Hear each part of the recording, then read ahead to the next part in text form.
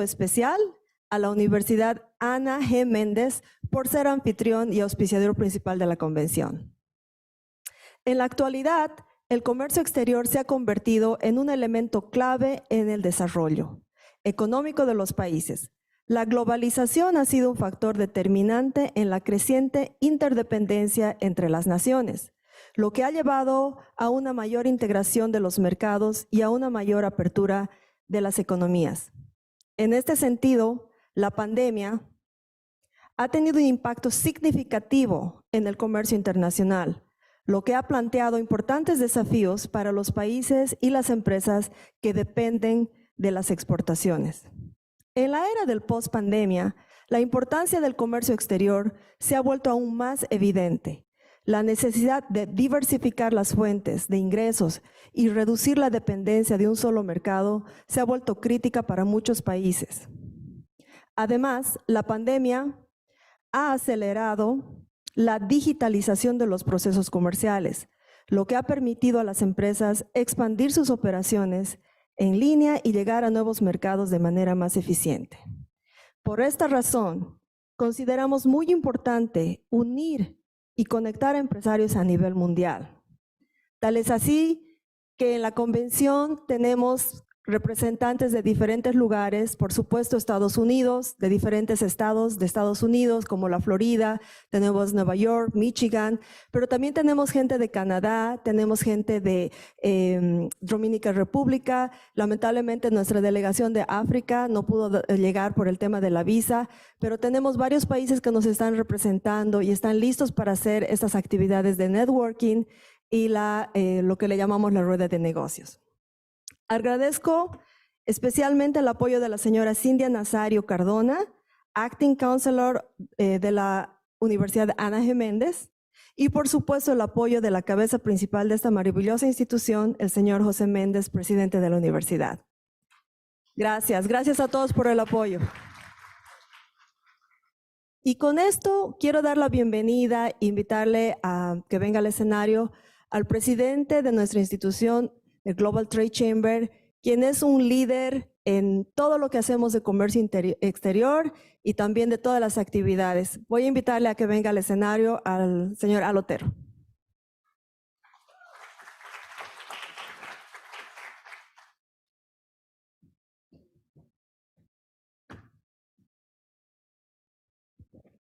Good morning. I am the translator, the official translator for Maria. Thank you for being here. It's a fantastic opportunity for us to showcase Puerto Rico as an international hub for business. We're very honored to have the governor of Puerto Rico here, which will be formally introduced in a few minutes. We have been doing events around the world for over 15 years, and we have partnered with Ana G. Méndez for over 10 years as our official institution for education on a global scale. And thanks to the continued leadership of the family of Jose Méndez and his grandmother and his father, which I had the pleasure of meeting, they really are the leaders in preparing students not only to work for somebody, but to start successful businesses and to compete in an international marketplace that's not easy today. So I want to give Ana G. Méndez a tremendous opportunity. As the governor knows, everything starts at the leadership anywhere. So he's doing an incredible job. I've read a lot about him, and his heart is for Puerto Rico. A big hand for the governor. And we've been working with many government officials around the globe, from Bangladesh to London, mayors, and we find that Puerto Rico has the soul and the heart of success. So this is the best place for international business. And if you're not doing business in Puerto Rico, and if you don't want to move here, then you better find another place, because there's no place better. And I know that this is a very important part for economic development for Puerto Rico, is to let the people outside know what a fantastic place this is to do business and to come and bring your families. Of all the places last year were in London, the service was at best average in London. And we had 30 countries there, and we were not excited to bring them back. But Puerto Rico, from the time we get off the airport, the service, the warmth, después me traduces, Maria. The warmth, and even I was talking to a lady that cleans the hotel. She says, my objective is to do better every day. Where do you hear that in any establishment? So the restaurant last night, the managers, I have found the nicest service, the best service in Puerto Rico I've seen in many years around the United States and the world. So I congratulate you. This has been broadcast live globally. Our network is over 100,000 impressions worldwide. So the world is learning about Puerto Rico. And Cynthia, we've been friends for a long time. I think you were a teenager when I met you. It's not, but she is a true leader, and Cynthia has supported us and be part of what we do. So I want to welcome my dear friend, Jose Mendez, the president of Ana G. Mendez University. Jose. Let me have Mr. Jose Mendez. We had many great lunches together, and we will have many more. And he's one of my heroes, and I don't pick too many heroes. But he's going to introduce the governor and welcome you to the beautiful Ana G. Mendez. Thank you. Thank you. Thank you very much. Y gracias a todos y muy buenos días a todos. Me uno al saludo protocolar y distingo la presencia de nuestro gobernador, el honorable Pedro Pierluisi. Bienvenidos al recinto de Carolina de la Universidad Ana G. Mendez. Welcome to the Ana G. Mendez University Carolina Campus. Para nuestra comunidad universitaria es un inmenso placer poder recibirles y ser parte de la convención del Global Trade Chamber. Como institución universitaria, reconocemos la importancia de la colaboración entre diferentes sectores para adelantar las causas que nos llevarán al próximo nivel. La nueva realidad mundial requiere que desde diferentes perspectivas identifiquemos puntos de convergencia y establezcamos planes para adelantar una acción común de progreso y bienestar. Agradezco al Global Trade Center y a su presidente, Al Otero, por hacernos parte de este evento. También reconozco a los oradores de las series de conferencias que se realizarán durante estos 2 días. El secreto del progreso de las ciudades está en la colaboración, en unir conocimientos, debatir ideas, pero establecer puentes que nos ayuden a mantener un desarrollo articulado y continuo. Cuenten siempre con nuestra comunidad universitaria, tanto aquí en Puerto Rico como en nuestros campuses de la Florida, para desarrollar iniciativas como esta que redundan en beneficio para las poblaciones que impactamos más allá de nuestros salones de clase. Éxito en la agenda de trabajo que acaba de comenzar. Y dejo con ustedes ahora a nuestro gobernador, el honorable Pedro Pierluisi, para que nos brinde sus palabras.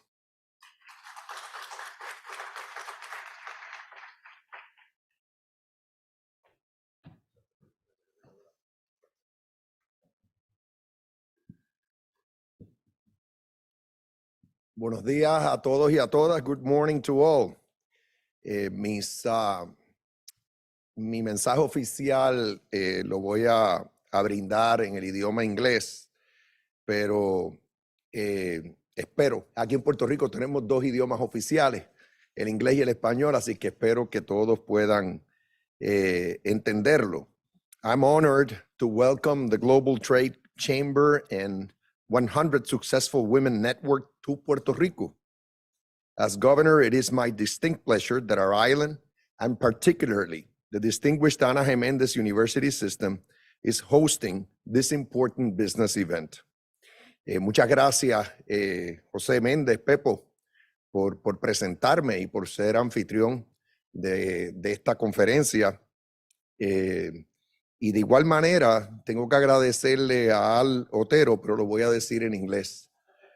Al, Global Trade Chamber President, Al Otero, you know that as part of my job, I'm always promoting Puerto Rico. But you just surpassed my ability to promote Puerto Rico. So a big round of applause to Al Otero. Thank you, Global Trade Chamber CEO Maria René Dávila, for bringing this great convention to Puerto Rico. Y un saludo a Cynthia, la vicepresidenta del sistema de la universidad, así como el rector que está aquí presente, entre otros. It is quite fitting that you chose Puerto Rico. Our island's economic outlook, its proven resiliency in the face of multiple obstacles, and the diverse investment prospects available are evidence that things are looking up in Puerto Rico. And the island is full of business and investment opportunities. After years of bad news, Puerto Rico's actual headlines are different, positive and forward-looking. Puerto Rico is now a place of economic growth and success. It has a new identity. Our government has successfully restructured its debt obligations and eliminated the cloud of uncertainty that hovered over Puerto Rico because of our government's insolvency. I am now proud to lead a government that fulfills its obligations, honors its contracts, and positions our island as an attractive destination in which to invest and do business. That is my vision. That is my administration's purpose, and we are implementing it. There can be no doubt that our policies are already working and driving investor confidence. The economic upswing being felt across all sectors in Puerto Rico is clear and substantiated. Puerto Rico's economy has been growing consistently in the last 3 years, and the Puerto Rico Planning Board projects positive growth for the next 10 years. As Luis Alemany, the president of the Business Development Bank of Puerto Rico, will expand, discuss and expand, all economic indicators have consistently been on the upside over the past 3 years. And we now have 100,000 more salaried jobs than in the beginning of 2021. To put that in context, our economy currently has a total of 1.1 million jobs. So when we talk about 100,000 more salaried jobs, we're basically talking about 10% of our workforce. In addition, our labor participation rate has increased, and our unemployment rate is it's at its lowest point in Puerto Rico's history. And this fiscal year, general fund revenues are 15% above projections. Sales and use tax collections are exceeding targets, and its capture rate has improved from 61% to 77%.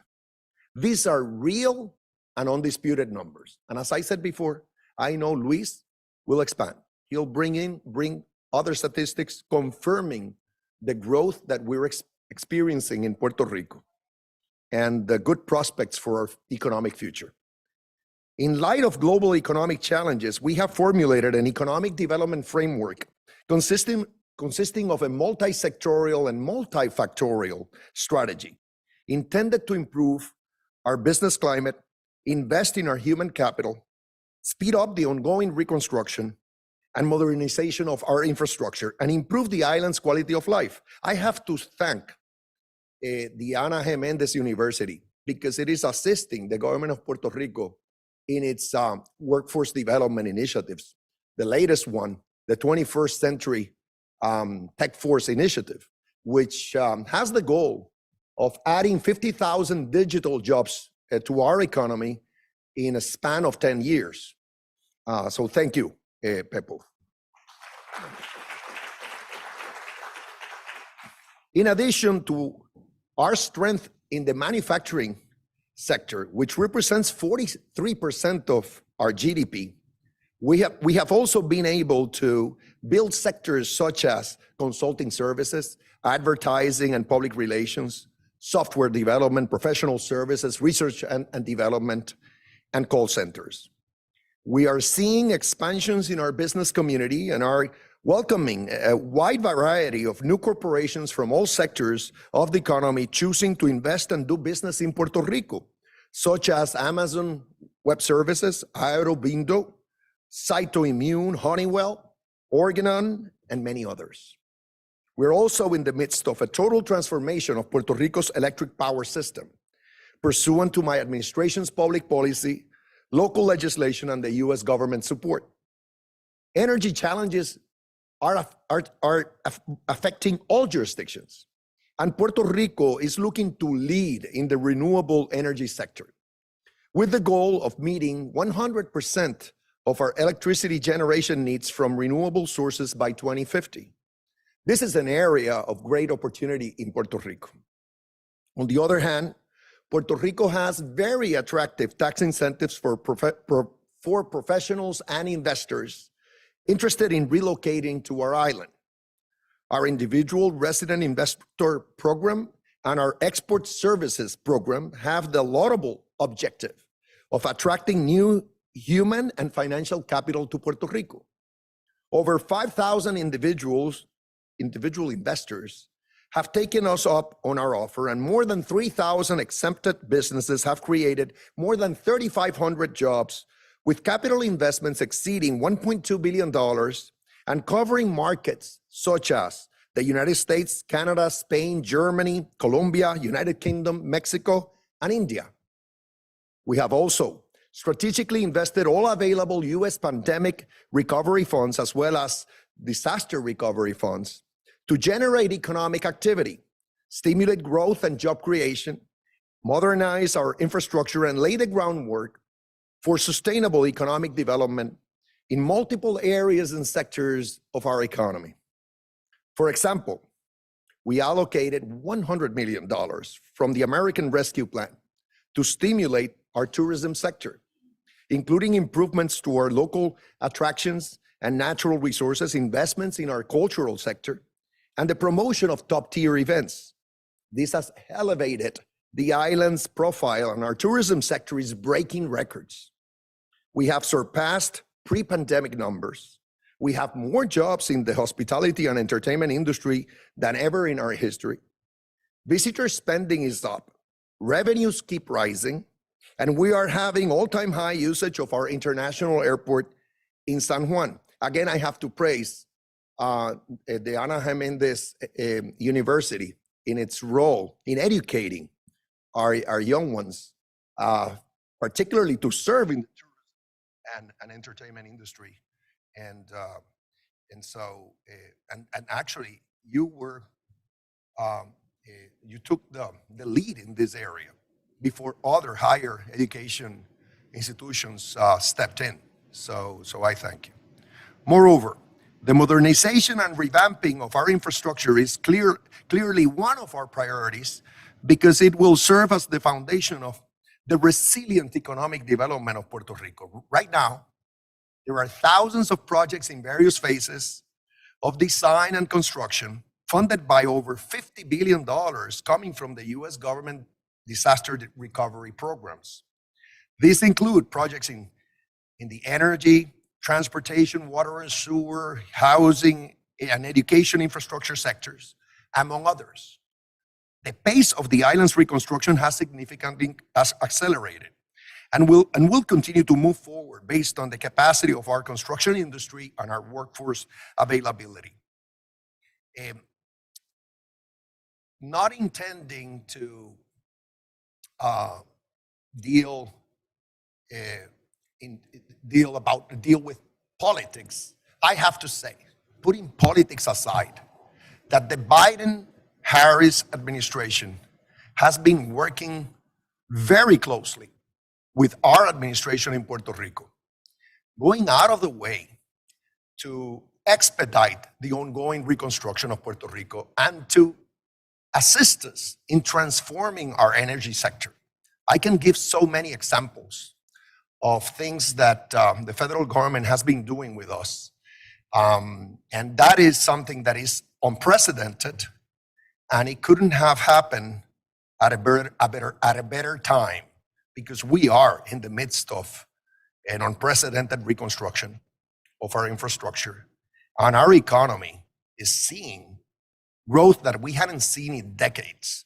But again, the federal government is working shoulder to shoulder with us.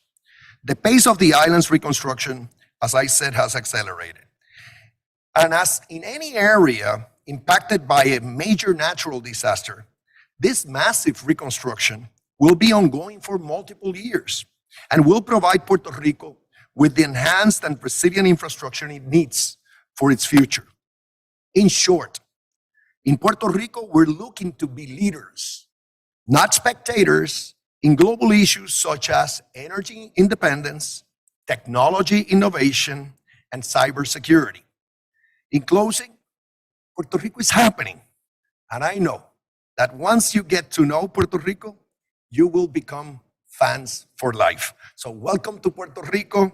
Thank you all very much.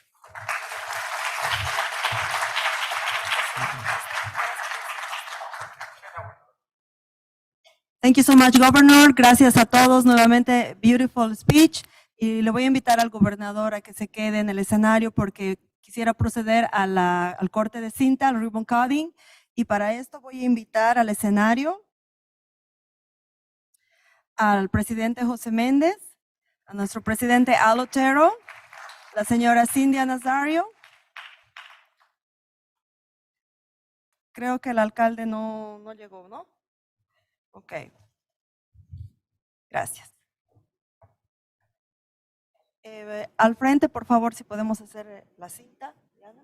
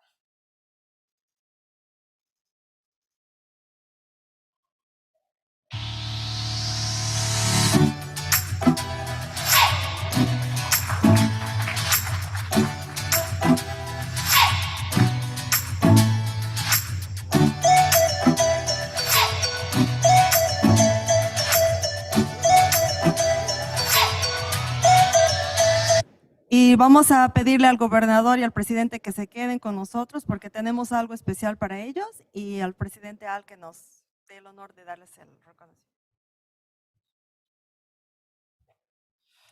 It is our tradition as we travel around the world to recognize outstanding people doing outstanding things for their communities. It's all about the service, which in many places, service is really lost. I talk to a lot of politicians, they're worried about them not serving.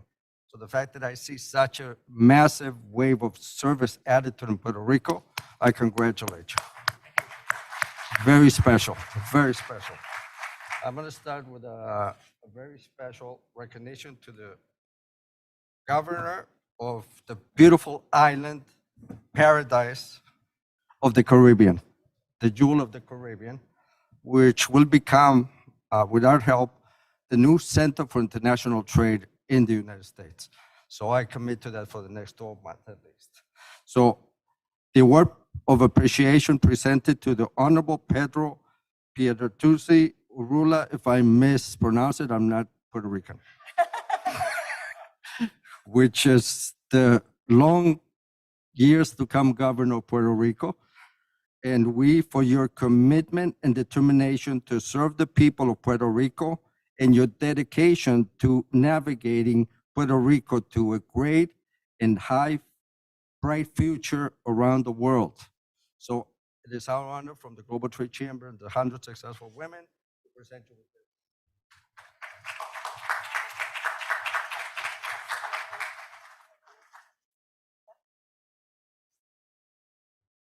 Le vamos a dar un segundo reconocimiento al gobernador porque yo sé que él está promoviendo comercio internacional y este premio es merecido para él.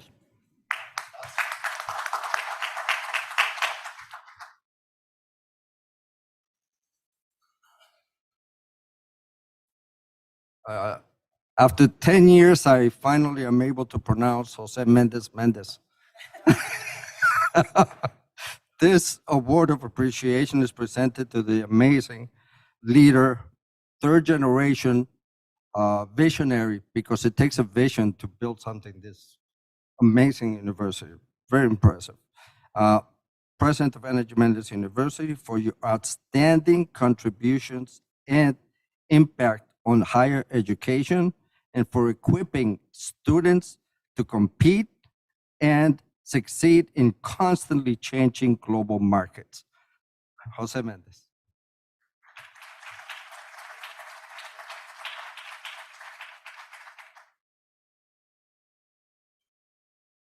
De igual manera, queremos entregarle un premio al reconocimiento de comercio internacional.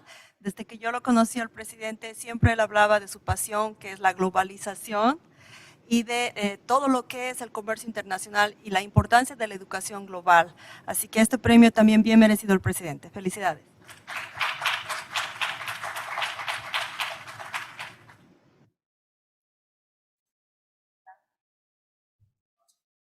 Gracias, muchas gracias. Y con esto les damos el agradecimiento nuevamente al gobernador de Puerto Rico y al presidente de Ana Méndez por su apoyo, por su contribución y especialmente por estar presentes el día de hoy.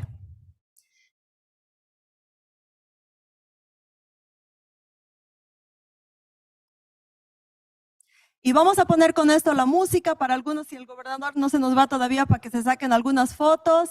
Vamos a poner la música porque iniciamos la conferencia y para la conferencia voy a dar la bienvenida a la señora Cindy Nazario, Vice Chancellor of Ana Méndez University, quien va a dar unas palabras de bienvenida para dar la apertura a nuestro primer panel de discusión. Pero vamos a darle unos minutitos en lo que se despiden y le voy a poner a Rafael la música de nuestro videíto. Gracias.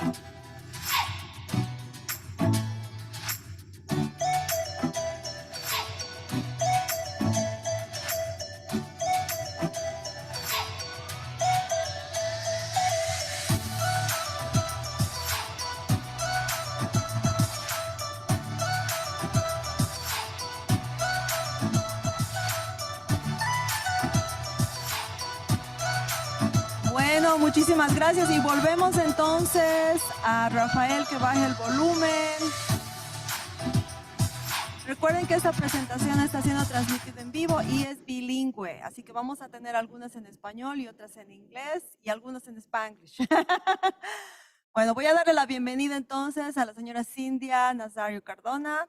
Ella es Vice Chancellor, Vice Chair, is the, I don't know, so many titles with Cindia. But I want to officially welcome her, and she's going to be introducing the discussion panel. Thank you so much, Cindia.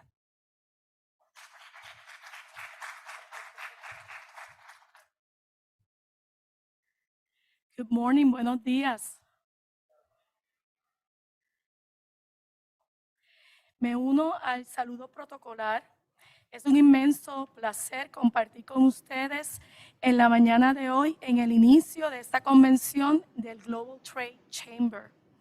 Durante los pasados años he participado en diferentes iniciativas con esta organización y estoy convencida de la excelencia del trabajo que realizan en favor de adelantar una agenda que impacte a nuestras comunidades y al desarrollo económico de manera positiva.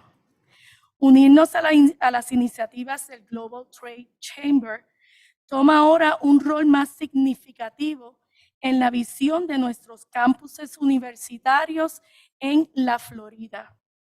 Aspiramos a convertirnos en la universidad número 1 para la población hispana del estado y para aquellos que desde otras partes de los Estados Unidos continentales y del mundo deseen completar una carrera en nuestra modalidad de estudio en línea. Verán una universidad activa participando en eventos que impacten a la comunidad hispana y que brinden nuevas oportunidades a quienes desean progresar, alcanzar una profesión y evolucionar. Agradezco a todos los conferenciantes y a nuestros distinguidos invitados por ser parte de esta convención. Pero además de eso, los invito a visitarnos en nuestros campuses en Metro Orlando, South Florida y Tampa Bay.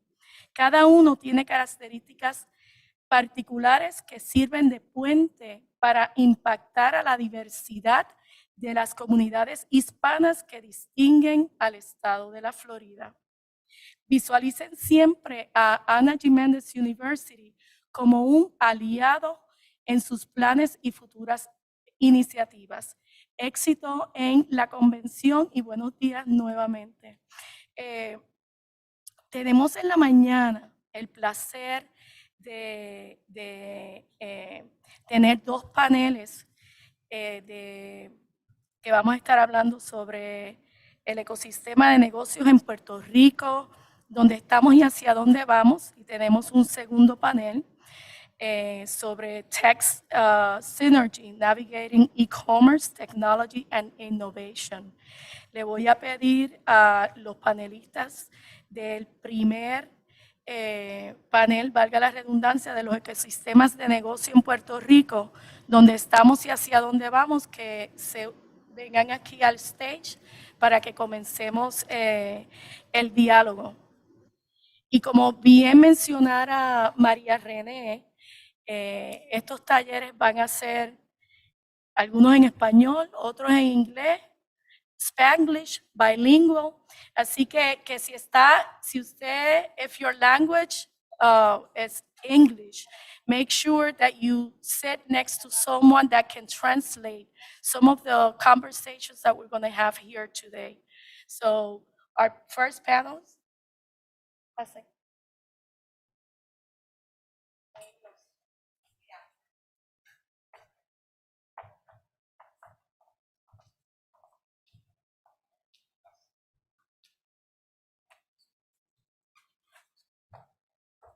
Muy buenos días. Mi nombre es el doctor Francisco Montalufiol. Me desempeño con muchas cosas, pero estoy como UGM Gurabo. Estoy aquí, me acompaña mi querido decano, así que muchos saludos a todos los colegas, pero obviamente siempre me identifico mucho con Gurabo. Así que le felicito por estas instalaciones tan preciosas en Carolina. Así que, y muchas caras conocidas, así que pues muchas gracias y muy buenos días. En breve voy a presentar a nuestros invitados y panelistas, pero quería pues abrir un poquito por poner el contexto de lo que estamos haciendo. Y entonces es importante. Primero, y por cierto, dijeron que era español e inglés, así que creo que vamos a tratar de hacerlo en Spanglish, dijeron, así que, anyway, I also did study in the US. I went to, well, it's a long time ago in Florida, but although I spent most of my time in Ohio. I don't know if the Midwest is really cold place. Anyway, Cleveland, Case Western. Anyway, gracias. Mire, el virus empresarial aplicado al mundo de hoy. El valor estimado de la economía emergente empresarial global, según varias consultoras, ronda alrededor de 3 trillones de dólares. Okay. Que es básicamente el Producto Interno Bruto de países como Italia o Corea del Sur, para que tengan la dimensión que estamos hablando. Entonces, según firmas consultoras especializadas a la fecha, del tercer trimestre del 2023, ya se ha inyectado alrededor de 90.000 millones o 90 billones en el mal español, en Spanglish, de dólares en inversiones de capital de riesgo en economías de startups en todo el mundo. Los ecosistemas empresariales, y ese término importante, ¿no? En otras empresas siempre estamos tomando prestado de otros sitios. Usted viene del área, del área ambiental, aunque hablamos mucho de la masa crítica, así que también tomamos prestado de la física. Pero en el 2013, cuando se popularizó este término, había de verdad 4 ecosistemas conocidos a nivel mundial que generaban un valor de $1 billón al año, o sea, los famosos unicornios. Hoy en día, alrededor de 80 ecosistemas de startups en todo el mundo han podido producir startups de esa dimensión. Y según Startup Genome, que es una de las consultoras especiales en esta área, ellos miden alrededor de 300 ecosistemas a nivel global. O sea que eso se ha expandido increíblemente en los últimos años. Según el Kaufman Foundation, la esencia de un ecosistema emprendedor son sus personas. La cultura de confianza, importantísimo la confianza, y la colaboración que les permite interactuar exitosamente. Un ecosistema permite el rápido flujo de talento, información y recursos que ayudan a los emprendedores y empresarios a encontrar rápidamente lo que necesitan en cada etapa de crecimiento.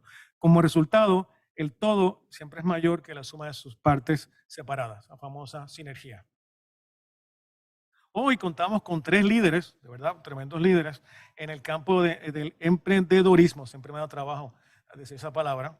Y entonces, el empresarismo con 3 sectores económicos. Primero, contamos con la señora Gloria Vizcasilla Ponte. Si leo el CV de ella, estábamos toda la mañana, porque Gloria, y me perdonan, pero es que Gloria la considero buena amiga, y entonces es la líder del movimiento Echar Pa'lante. Y entonces, en muchos sitios siempre hablamos de que ella y yo estábamos en la misma mesa cuando estábamos hablando de Echar Pa'lante como un concepto hace más de 10 años atrás. Así que, y ver cómo se ha impulsado todo ese proceso, y ella va a hablar mucho de verdaderamente cómo es el ecosistema y el desarrollo y evolución del ecosistema en Puerto Rico empresarial. Y ella va a hablar mucho de la perspectiva del sector privado, pero también incluye el tercer sector sin fines de lucro. También nos acompaña la profesora Carmen Pilliza Rivera. Estoy diciendo bien el nombre, ¿no? Ok, porque también suena como italiano, Pilliza. Eso es así, ¿ven? Pilliza Rivera, directora ejecutiva del Centro Empresarial para la Mujer, Ana G. Méndez, que abordará el tema de la óptica de la academia, aunque obviamente esté muy enfocado en el empresarismo, aunque me dijeron específicamente, empresarismo para todo el mundo, pero enfocado en el área de la mujer. Y tenemos la suerte de contar con el señor Luis Alemaña González, el presidente del Banco de Desarrollo Económico de Puerto Rico, y analizará el tema del ecosistema empresarial desde el plano del sector público. Así que lo que vamos a hacer, y ya me advirtieron que tenemos unos 50, voy a ver cómo hago, pido como 10 minutos para poder abordar este tema. Imaginen, el ecosistema empresarial en 50 minutos, pero con 3 invitados de alto nivel. Así que, pero lo que vamos a hacer es que obviamente vamos a invitar a cada uno. Gloria nos va a hablar primero del ecosistema en términos amplios y nos pone la base para poder entonces cubrir el tema. Invitamos entonces a Carmen que lo haga desde el punto de vista más enfocado de la actividad empresarial y entonces, y claro, excelente la participación del señor Luis Alimañez en términos del Banco de Desarrollo Económico y qué está haciendo especialmente. Inclusive el gobernador, el honorable Pedro, Dios mío, es decir, el gobierno nos dio la asignación de que nos va a explicar sobre el ecosistema empresarial, así que tenemos que hacerla. Así que, estamos en la academia, así que hay que hacer las asignaciones.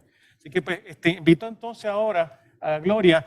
Un poquito más adelante, a lo mejor cubro todos los CVs, pero que como el asunto del tiempo, voy a ser relativamente corto con eso. Así que, Gloria, te dejo el piso y muchas gracias.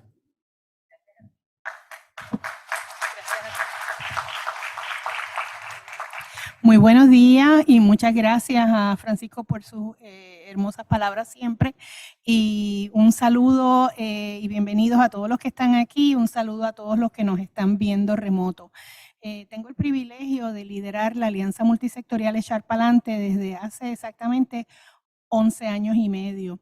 Ha sido un privilegio porque esta es una alianza que compone los 5 sectores principales de la isla, empezando por la academia, la empresa privada, el gobierno, el tercer sector o lo que le llamamos las organizaciones sin fines de lucro y el movimiento de economía solidaria, pero se nos han unido los medios y se nos han unido múltiples colaboradores individuales, así que estoy representándolos a ellos, contándole a ustedes hoy cómo es que nosotros hemos estado construyendo el ecosistema empresarial en los pasados 11 años y medio y fortaleciéndolo para que se convierta en un pilar del desarrollo económico de Puerto Rico.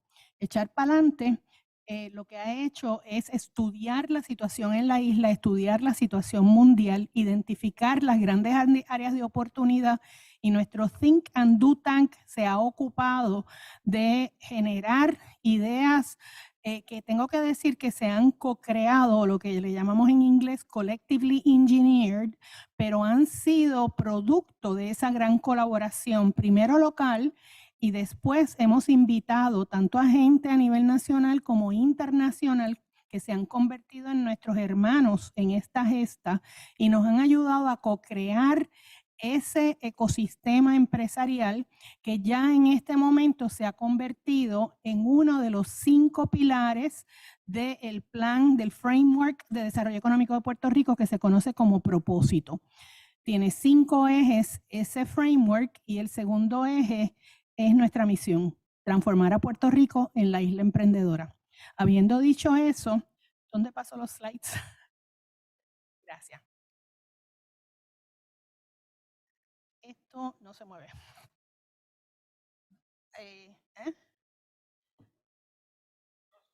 Eso eres tú. Ah, se está moviendo menos. Ok, pues me salté ahora uno, me perdonen. Los filósofos chinos hace más de un milenio dijeron, si le das un pescado a una persona, lo alimentas por un día, pero si lo enseñas a pescar, lo alimentas por una vida.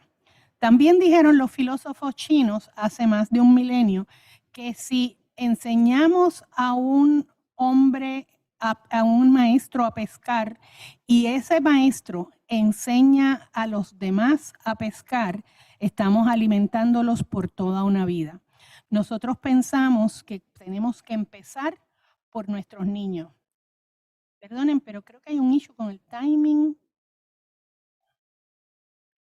Por eso pensamos que tenemos que empezar por nuestros niños y lo que nos tenemos que ocupar para poder desarrollar el ecosistema y desarrollar una isla emprendedora es que tenemos que empezar por desarrollar las destrezas de emprendimiento e innovación, o sea, enseñarlos a pescar desde la cuna.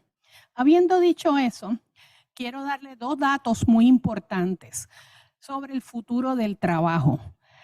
El Foro Económico Mundial proyecta que para el año 2025, estamos ahí a la vuelta de la esquina, alrededor del 52% de las tareas que todos y cada uno de los humanos hacemos hoy en día, las va a hacer la inteligencia artificial, las van a hacer los robots.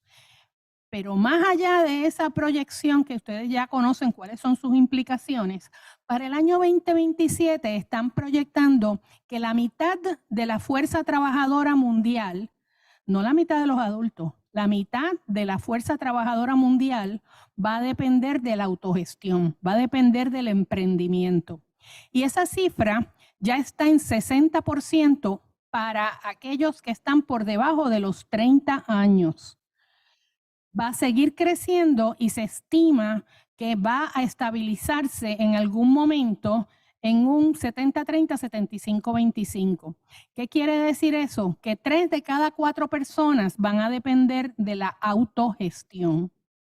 De eso se trata el futuro del trabajo y de eso se trata la educación del futuro. ¿Qué nosotros necesitamos hacer para desarrollar las destrezas esenciales para el futuro del trabajo y el futuro de la vida en toda nuestra población?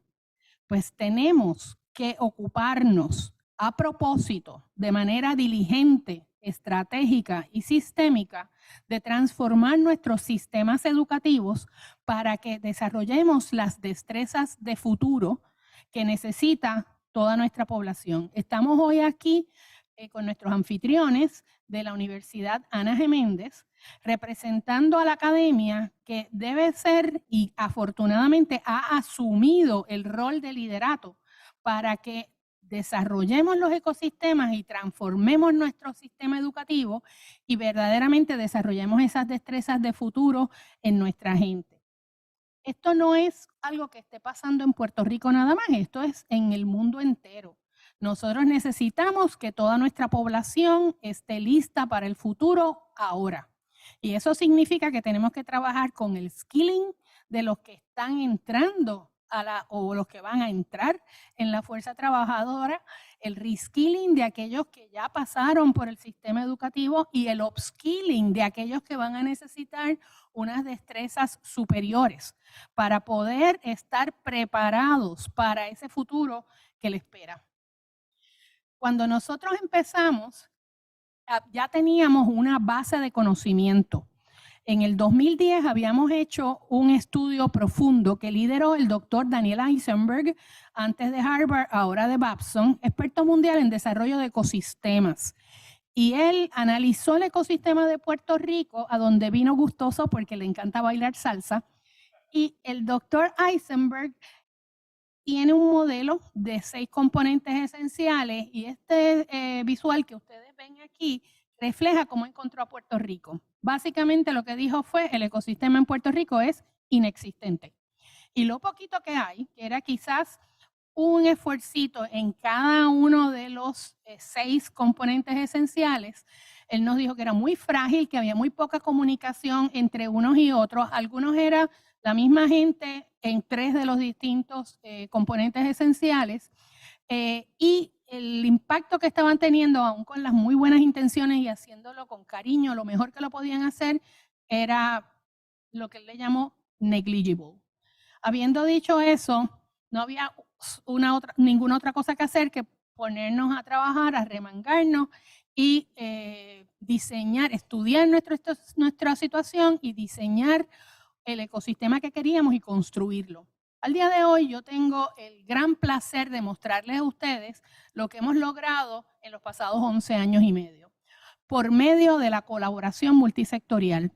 Al día de hoy, comparando dónde estábamos en el 2010 y dónde estábamos el año pasado, que fue la última vez que revisamos esto, nos damos cuenta que hemos llenado todas las cajitas. Así que afortunadamente ahora podemos decir que tenemos un ecosistema. También les puedo decir que ese ecosistema se ha ido fortaleciendo y que hemos ido, basado en nuestros aprendizajes de proceso, hemos ido refinando todo lo que estamos haciendo. Así que vamos por buen camino. Y les voy a mostrar una data que nos va a reflejar cuán bien vamos. Pero todavía nos falta mucho. ¿Y qué nos falta? Nos falta esos 4 círculos que ustedes ven ahí. Nos hemos dado cuenta que en el área de educación, que es donde más nos hemos enfocado, vamos bien, pero ahí nos falta mucho. Nos hemos dado cuenta que necesitamos un cuerpo de mentores capacitados. No es tener cualquier mentor, es tener mentores que conocen las mejores prácticas y que los practiquemos y practiquemos y practiquemos para que lo hagan cada vez mejor, que es la práctica líder en el mundo. Además de eso, tenemos que tener un pipeline de innovación. Tenemos que asegurarnos que nosotros estamos estimulando suficientemente el ecosistema para que nosotros produzcamos en los próximos 5 años alrededor de 30,000 emprendedores nuevos. ¿Y de dónde me saco yo ese número? Porque las personas que han estado estudiando esto alrededor del mundo le han pasado esa información a los expertos, que ha resultado en que la recomendación es que en todos los países del mundo nos enfoquemos en que 1% de la población emprenda. Y para nosotros el número mágico son 30,000. Ahora mismo estamos muy lejos de ese número. Así que sabemos que va a ser un poco difícil que logremos eso en los próximos 5 a 10 años. Pero por eso le tenemos que poner el turbo al esfuerzo. Y no puedo insistir más en que estemos conscientes de la importancia de la velocidad en el desarrollo del ecosistema y el estímulo del emprendimiento. Y tengo que recalcar que donde entendemos que está la mayor oportunidad es que nuestras universidades nos ayuden no solamente a desarrollar esas destrezas en los estudiantes, en los administradores, en todo el equipo de support de la universidad, sino en todas las comunidades a vuelta redonda. Entendemos que el asset más grande que tenemos, el activo principal para desarrollar estas destrezas esenciales, son nuestras universidades, y son nuestras universidades las llamadas a ser una catapulta de desarrollo económico. Así que necesitamos que ese rol de ser el motor de todo este esfuerzo, que ya lo han asumido las universidades, y felicito a la Universidad Ana G. Méndez por todo lo que ha hecho hasta ahora en este esfuerzo, necesitamos que lo continúen haciendo, necesitamos que aceleren el paso y necesitamos que crezca el esfuerzo. Y que hay que estar muy pendiente del impacto que se está teniendo, midiéndolo cuidadosamente por si no estamos teniendo impacto, pues refinar lo que estamos haciendo o hacer pivoting, pero no debemos estar invirtiendo tiempo en esfuerzos que no están dando resultados. Tenemos que estar totalmente enfocados en generar ese pipeline y apoyar con mentores capacitados a todos estos nuevos empresarios para que sus empresas crezcan, aceleren el paso y verdaderamente tengan un impacto en toda la comunidad. De esa manera es que vamos a ayudar al desarrollo económico. Así que no es tener muchas actividades, sí, the more the merrier, pero no, tiene que ser total y absolutamente enfocado en los resultados. Queremos más emprendedores, queremos que crezcan lo más rápido posible, que crezcan lo más posible. Hay que planificar para crecimiento desde un principio. Queremos que generen empleos y queremos que generen capital que se quede en la isla. Y lo mismo tiene que hacer cada una de las jurisdicciones o regiones o destinos donde se haga esto. Habiendo dicho eso, quiero compartirles qué es lo que nosotros estamos haciendo en Puerto Rico. Pero primero veamos los resultados del informe del Global Entrepreneurship Monitor que nosotros hemos estado llevando a cabo por los pasados 10 años. En Puerto Rico continúan mejorando las actitudes, percepciones y la intención de establecer negocios nuevos, pero persisten los obstáculos para emprender. Tengo que ser transparente con ustedes. O sea, hemos visto los resultados positivos, pero todavía en nuestra gente lo que siente es que necesitamos que corregir una serie de situaciones que representan obstáculos para ello. Y estamos en eso, estamos bien claros y estamos trabajando en eso. Pero voy a saltarme esto por ánimo de tiempo, pero quiero que vean por dónde vamos. Afortunadamente, ya nosotros estamos a mitad de camino. Y sentimos que estamos a mitad de camino porque si el Foro Económico Mundial proyecta que para el 2027 tenemos que tener a la mitad de la fuerza trabajadora envuelta en emprendimiento, pues ya nosotros sabemos, como ven ahí, que estamos en la mitad, en 25%. Si le sumamos a todos los que no están ahí reflejados, pues pensamos que estamos en alrededor de 28%. Así que estamos a mitad de camino. Tenemos que acelerar el paso para estar lo más cerca posible de donde va a estar el promedio mundial para el 2027. Ahora bien, nuestros números son muy buenos y estamos muy contentos con todo y pandemia. Como ustedes ven, desde que empezamos a medir en los pasados 10 años, miren nuestra hermosa curva del reconocimiento de las oportunidades para emprender en el sitio donde se vive, de la capacidad para iniciar su propio negocio, que en el 2022 nos vemos cómo ha ido mejorando y son unos números muy saludables comparados con otros países en el mundo. Así que la gente piensa que sí, que tiene la capacidad. Eso no era así cuando nosotros empezamos. Eso ha ido mejorando, mejorando, mejorando. Así que qué bueno, porque lo que demuestra es confianza de la gente en que ellos van a poder actuar por su misma cuenta.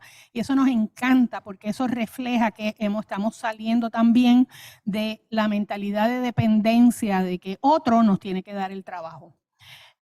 También la intención de emprender en los próximos 3 años, como ven, la curva es preciosa. Y la intención de hacer algo, han encontrado los investigadores que es el indicador que mejor correlaciona con las acciones de la gente. Así que vamos bien, estamos ahí mejorando. Se atascó. Pero lo mejor de todo fue lo que ya les mencioné, y es que la mejoría que hemos tenido en los individuos que están envueltos en algún tipo de emprendimiento, que como les dije, pues ya estamos pasando la marca del 20% y esperamos que empiece a crecer aceleradamente en los próximos 3 a 5 años. Les mencioné al principio que ya habíamos logrado que se establezca una meta a nivel de gobierno para transformarnos en la isla emprendedora. Pues afortunadamente de los 5 pilares de desarrollo económico que refleja el plan propósito, estamos trabajando el segundo en convertirnos en la isla emprendedora. Y echar para adelante, la alianza multisectorial ha asumido responsabilidad de parte del sector no gubernamental del desarrollo del plan para transformarnos en la isla emprendedora. Les voy a compartir ahora cuál es ese plan.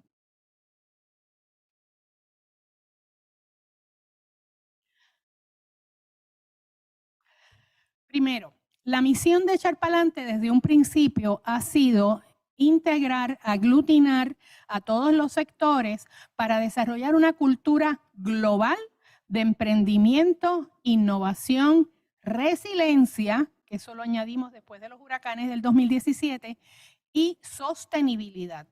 Así que básicamente nos estamos ocupando de frente de, a propósito, construir en un canvas blanco esta visión de transformarnos en la isla emprendedora. Echar para adelante, no les voy a dar toda la historia, pero comenzó después de haber hecho un estudio profundo de la situación en Puerto Rico y la percepción de la gente en Puerto Rico de cuál era la situación. En ese momento me tocó a mí trabajar con este trabajo de investigación porque yo llevaba alrededor de 10 años liderando la unidad de inteligencia de negocios de Banco Popular. Y nosotros éramos los que capturábamos la información, la integrábamos y extraíamos dirección estratégica. Y nos dimos cuenta, con la ayuda de muchos consultores y asesores y expertos en las ciencias sociales de varias universidades que nos ayudaron, de que aquí habíamos caído en una situación de desespero, lo que los científicos sociales le llamaban la nueva pobreza, que aquí la gente pensaba que habían hecho todo lo que podían hacer y que ya no había más nada que ellos podían hacer, así que habíamos caído en una inercia colectiva. Y eso correlaciona perfectamente con la situación que tenemos de contracción poblacional. Los números iban juntitos. Así que nos dimos cuenta que había que hacer una intervención, que de alguna manera teníamos que jamaquear a la gente y ayudar a que empezáramos juntos a encontrar nuevas avenidas, maneras de manejar esta situación. Y de ahí fue que surgió Echar para adelante, y solamente estoy haciendo este pedacito del cuento para que entendamos que hubo un momento en que nos dimos cuenta que había que parar y había que pensar qué íbamos a hacer juntos para salir de la situación en la que estábamos y echar para adelante. Y de ahí fue que nos recomendaron los expertos en comunicación que a este movimiento, a este esfuerzo, se le llamara echar para adelante. después de analizar también las tendencias a nivel mundial y analizar cómo en otros lugares habían comenzado a desarrollar ecosistemas empresariales, pero como ya les mencionó el amigo, el doctor Francisco Montalvo, no había muchos ecosistemas a nivel mundial en ese momento. Esto estaba empezando y tampoco habíamos capturado todavía aprendizajes de proceso. Así que el mundo entero está aprendiendo sobre esto. Y nos dimos a la tarea de ir a no solo estudiar el mundo entero, sino que lo hemos visitado. El doctor Montalvo nos ha acompañado en varias delegaciones y nos fuimos a ver lo mejor en el mundo porque Puerto Rico nada más se merece lo mejor. Así que fuimos a estudiar. Hemos estudiado MIT, hemos estudiado Silicon Valley, hemos estudiado lo que están haciendo en Atlanta, hemos estudiado lo que han hecho en España, en Inglaterra, en Italia, en Finlandia, en Singapur, en Chile y en Colombia. A esos hemos ido a visitarlos, distinta gente que han sido muy generosos con sus observaciones y su saber y hemos capturado todo ese conocimiento y observaciones colectivas. Pero más que nada, yo le tengo que decir que donde hemos notado que hemos aprendido algo que no nos habíamos dado cuenta antes, es el poder que tiene la colaboración. Si nosotros nos lo proponemos y ese conocimiento colectivo que tenemos, nuestro activo número 1 es nuestra gente. Y hemos podido connect the dots de todas esas observaciones porque nos lo hemos propuesto. Y nos hemos propuesto 3 estrategias específicas. Primero, que íbamos a construir el movimiento invitando a todo ese colectivo a colaborar, siendo generoso con su saber, ayudándonos desde sus distintos puntos de vista a construir esta visión. Segundo, nos dimos cuenta que le teníamos que meter mano al tema de la capacitación de nuestra fuerza trabajadora. Y hemos diseñado una serie de certificaciones con ayuda de los expertos a nivel mundial y tenemos un programa de capacitación que ha sido reconocido en múltiples foros, incluyendo los foros más grandes a nivel mundial. Por último, hemos diseñado los sistemas para transformar lo que entendíamos que eran los principales organizaciones, instituciones, para transformar esas organizaciones, esas instituciones, esos sistemas en sistemas emprendedores. Empezamos por las escuelas y a nivel escolar diseñamos cómo transformar nuestras escuelas en comunidades emprendedoras. Seguimos por las universidades y diseñamos cómo íbamos a transformar nuestras universidades en universidades emprendedoras. Ana G. Méndez es hoy en día una universidad emprendedora. Yo se los reconozco y quisiera que le demos un fuerte aplauso porque ellos asumieron esta responsabilidad from day one. Han sido parte del movimiento desde un principio, han diseñado a propósito un sistema que ha guiado cómo ellos han transformado la universidad y se propusieron ser una de las primeras universidades emprendedoras aquí en la isla. Además de eso, hemos diseñado un sistema para transformar nuestras comunidades, nuestros municipios, en comunidades emprendedoras. Y como ustedes ven en este chart, hay un recuadro gris en el medio que une lo que estamos haciendo a nivel de las universidades con lo que estamos haciendo a nivel de las comunidades, para que nos demos cuenta que necesitamos que sean las universidades las que se encarguen tanto de su transformación interna como de la transformación de todos los municipios, de todos los vecindarios, de todo a su alrededor. En este momento tengo el privilegio de decirles que en todos los esfuerzos que hemos estado haciendo hemos alcanzado y superado las metas. Con ese fin, nosotros diseñamos juntos un modelo, que es el modelo lógico de Puerto Rico, que es este que ustedes tienen aquí. Este modelo ha sido reconocido como único, replicable en múltiples niveles, tanto a nivel de país como a nivel de una región, de un pueblo, de una universidad. Y además de eso lo han reconocido como un modelo que es lo que llaman World Leading. Estamos muy orgullosos de todos los premios que nos han dado, pero en particular quiero mencionar que ya el año pasado nos dieron el premio del Boston College Corporate Citizenship Center. Nos han reconocido 2 veces en el International Council for Small Business, nos han reconocido 2 veces en el American Bankers Association, y el año pasado nos pidieron que fuéramos al Pentágono a presentar lo que estábamos haciendo porque pensaban que era el tipo de modelo que se puede usar en sitios que han sufrido una calamidad para salir de esa calamidad.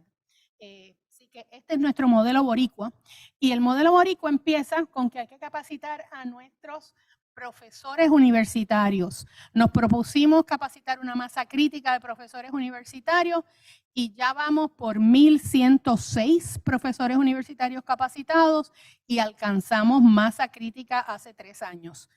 Luego de eso, teníamos que capacitar a nuestros directores y maestros de escuela, empezando en kinder hasta 4º año. Tengo el placer de informarles que no solamente hemos capacitado ya a 10,160 maestros, sino que hemos alcanzado el 96% de los directores de las escuelas públicas de Puerto Rico.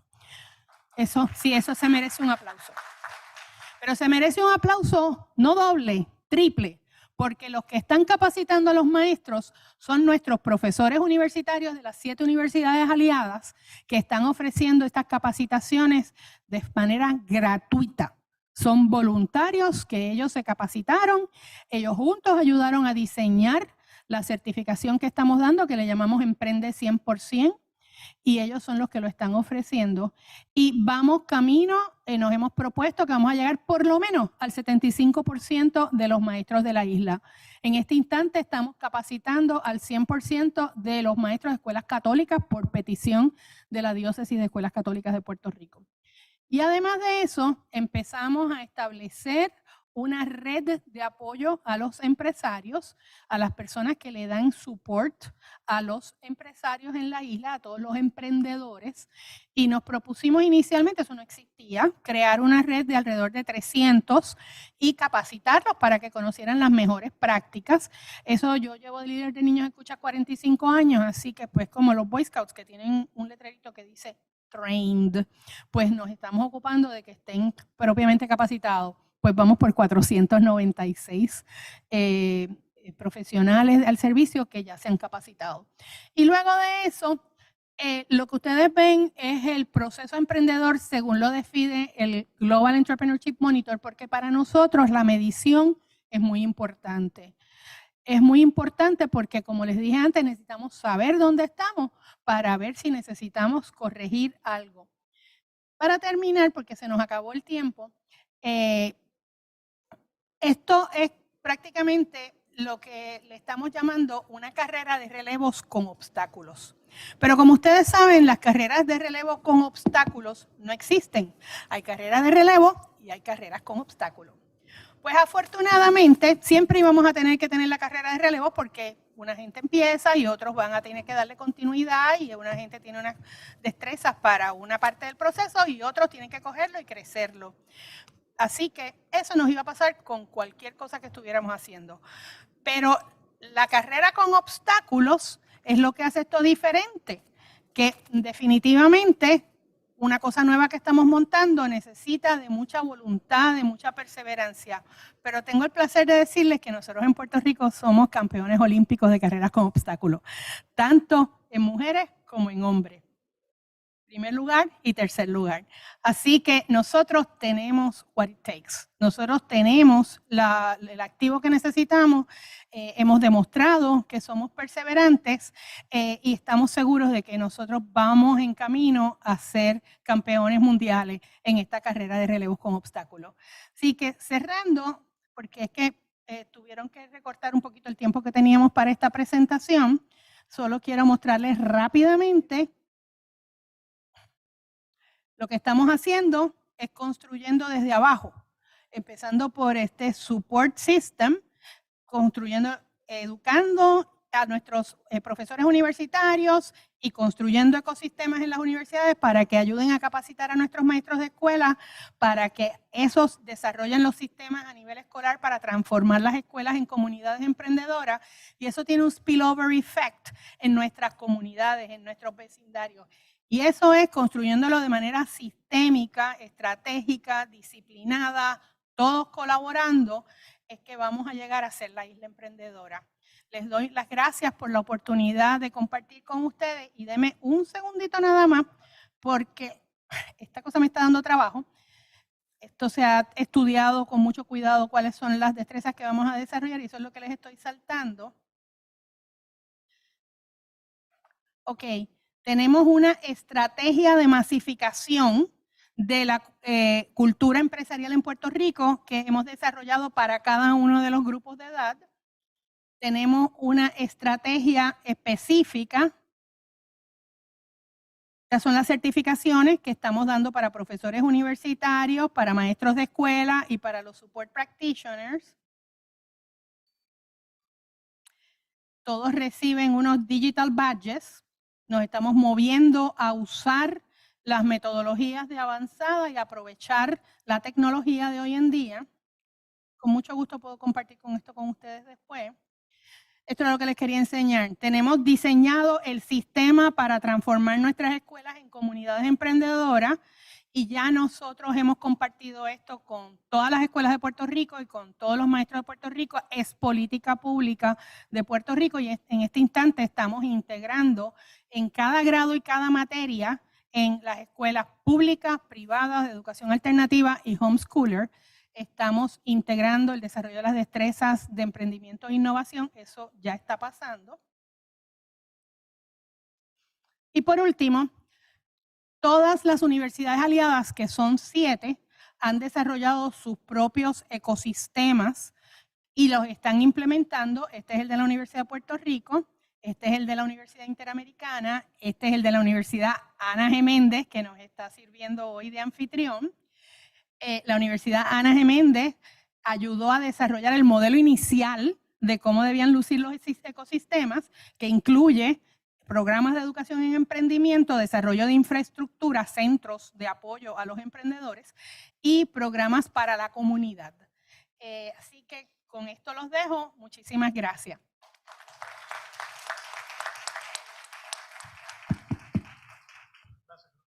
Estoy tratando de llegar. Está apagado. Okay. Se oye ahora. Sí. Quería poner esto. Gracias, ahí. Gloria. Miren, y hablando de la Universidad Ana G. Méndez, pues, muchas gracias, Gloria. Excelente presentación. Porque nos ayudó mucho a establecer el término perspectiva amplia de lo que es el ecosistema. Así que entonces ahora invitamos a la profesora Carmen Pilliza Rivera, que nos va a hablar del Centro Empresarial, el Desarrollo Empresarial para la Mujer, acá en la Universidad de Ana G. Méndez. Entonces, nos voy a hablar un poquito más enfocado en ese sector. Así que, no sé si quiere podio o quiere... Ok, ella no, dice, no me gustan los podios. Okay. Queremos desarrollar más negocios. Queremos que esos negocios crezcan. Queremos que esos negocios generen nuevos empleos. Los emprendedores, ¿verdad que sí? Fomentar el desarrollo socioeconómico no es responsabilidad de un sector, es responsabilidad de todos. Y las universidades forman un agente activo y son parte de estos key players en una alianza estratégica para lograr más y mejores resultados. Así que, buenos días, yo soy Carmen Pilliza, la directora ejecutiva del Centro Empresarial para la Mujer y directora de la Unidad de Desarrollo Integral para el Estudiante de la Universidad Ana G. Méndez, recinto de Gurabo, y me acompaña la directora asociada, la señora Laisa Montalvo, y la señora Luz Febre, consultora de negocios. Vamos a ver.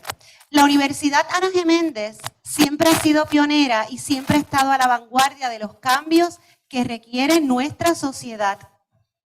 Así que, durante los pasados años ha pasado un proceso de transformación, convirtiéndose en una de las pioneras en los modelos de emprendimiento. Tan es así que esto no se mueve, tan es así. Ahora, que nuestra misión está basada en proveer una educación de calidad a una población diversa y está basada en 5 lineamientos que nos hacen una universidad emprendedora. El primero, la investigación. La academia a nivel subgraduada y graduada provee y fomenta la creación del conocimiento para aportar soluciones a la comunidad que servimos. Y cuando hablo de la comunidad que servimos, no solamente es la comunidad universitaria, sino que la Universidad Ana G. Méndez cuenta con 3 recintos principales, una universidad online y localidades alrededor de toda la isla, incluyendo, como mencionaron al principio, en Estados Unidos. Así que atendemos no solamente la comunidad universitaria, sino la comunidad que nos circunda. La innovación. Aplicamos las más modernas tecnologías en todos los procesos, administrativos, académicos, de servicios estudiantiles, pero sobre todo la transferencia de esos conocimientos. El tercer lineamiento es el emprendimiento. Las universidades tienen un rol fundamental en el servicio y de función pública. Son espacios donde se propicia la discusión y el planteamiento de soluciones a problemas que aquejan a nuestra comunidad. Retos sociales, retos ambientales, retos económicos. A través de una proyección global, ¿verdad? Y de la internacionalización buscamos fomentar y desarrollar individuos integrales, responsables de sí mismos y responsables por una sociedad. Así que la Universidad Ana G. Méndez desarrolla proyectos, programas y servicios basados en un modelo de universidad emprendedora. Y para eso tenemos muchísimos ejemplos. Tenemos la escuela o la división de negocios y empresarismo, que por aquí estaba su decano, el doctor Sosa, y muchas personas piensan que los programas de emprendimiento solo pertenecen a esa escuela, pero no, ahí tenemos los consultores de negocio y tenemos programas de emprendimiento, pero esto se transfiere, ¿verdad?, a otras divisiones académicas. Por ejemplo, tenemos las clínicas de naturopática que pertenecen a la división o a la escuela especializada de naturopática. Tenemos la clínica de terapia del habla en la escuela de salud. Tenemos la clínica de servicios psicológicos en la división de artes liberales. Hemos revisado los currículos atemperados al mercado laboral del siglo XXI, con inclusión de la industria, de los expertos. Queremos saber qué es lo que hay hoy en día y qué es lo que va a haber en un futuro cercano para poder proveer a la comunidad y a nuestros estudiantes una educación de calidad, donde se han integrado los conceptos de emprendimiento y empresarismo a nuestros estudiantes. Ya se acabó aquello de que tú estudiabas y buscabas un trabajo por 30 años. Como mencionó nuestra compañera Gloria, los números nos dicen otra cosa, nos estamos moviendo a otra cosa. Queremos cosas diferentes, no podemos hacer lo mismo. Hay que hacer cosas diferentes. Queremos resultados diferentes, no podemos hacer lo mismo. Hay que hacer cosas diferentes. Así que como parte de los programas, ¿verdad?, que fomentan el desarrollo empresarial y el emprendimiento, pues está el que me honra en dirigir, que es el Centro Empresarial para la Mujer. Ahí estamos. El Centro Empresarial para la Mujer pertenece a una red de centros nacionales ubicados en Estados Unidos y sus territorios, que lo que buscan es nivelar el campo de juego de las mujeres en el mundo empresarial. Todavía los estudios demuestran que las mujeres estamos un poco más rezagadas y necesitan más ayuda, particularmente aquellas que viven en zonas rurales. Y la gente me pregunta, Carmen, ¿y ustedes atienden solamente mujeres? No, estamos al servicio de las comunidades de la región centro-oriental para aquellas poblaciones vulnerables que quieren desarrollar sus negocios y necesitan asistencia. Ahí está el Centro Empresarial para la Mujer. Es subvencionado con fondos de Small Business Administration y su misión es capacitar y empoderar a las mujeres empresarias a través de la educación, la capacitación y la asistencia técnica empresarial para iniciar y hacer crecer los negocios.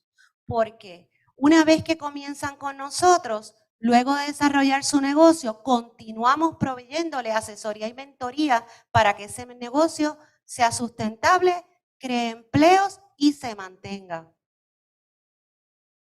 ¿Y por qué se llama Ana Méndez? Se llama Ana Méndez porque nuestra líder, fundadora, emprendedora y visionaria que creó nuestra institución, fundadora de la Universidad Ana Méndez, es el mejor ejemplo que tenemos a seguir. Así que servimos a una población inicial de 23 municipios en la región centro-oriental y al año de que comenzamos a brindar servicios, la agencia SBA nos solicitó incluir 5 municipios adicionales del sur. Así que estamos atendiendo 28 municipios, ¿verdad? En su mayoría en la región centro-oriental. ¿Qué servicios estamos ofreciendo? Pues estamos ofreciendo...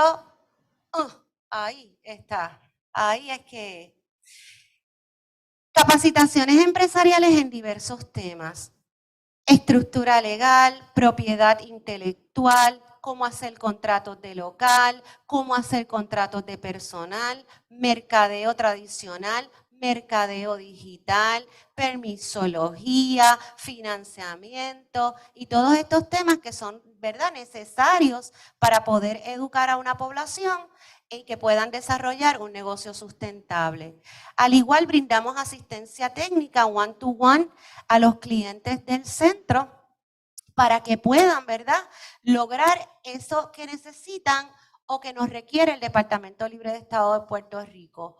Una de las mayores asistencias que brindamos es para completar el registro de comerciante, el permiso único, hacer las proyecciones, hacer planes de negocio, prepararlos para presentar sus paquetes financieros, porque brindamos acceso a capital con diversas instituciones financieras.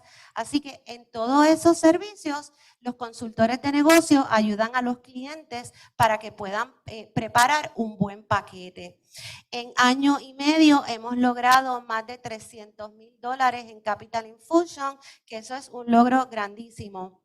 Y ya estamos atendiendo el componente de e-commerce, que sabemos que después de la pandemia, conversaba ahorita aquí con Alemani, tuvimos que crear, tuvimos que renovarnos, ¿verdad? Así que se han abierto hay una tendencia a abrir negocios en línea, pero yo quiero que ustedes sepan que los negocios en línea también tienen sus regulaciones, ¿okay? No es tan abierto así como a veces pudiéramos pensar.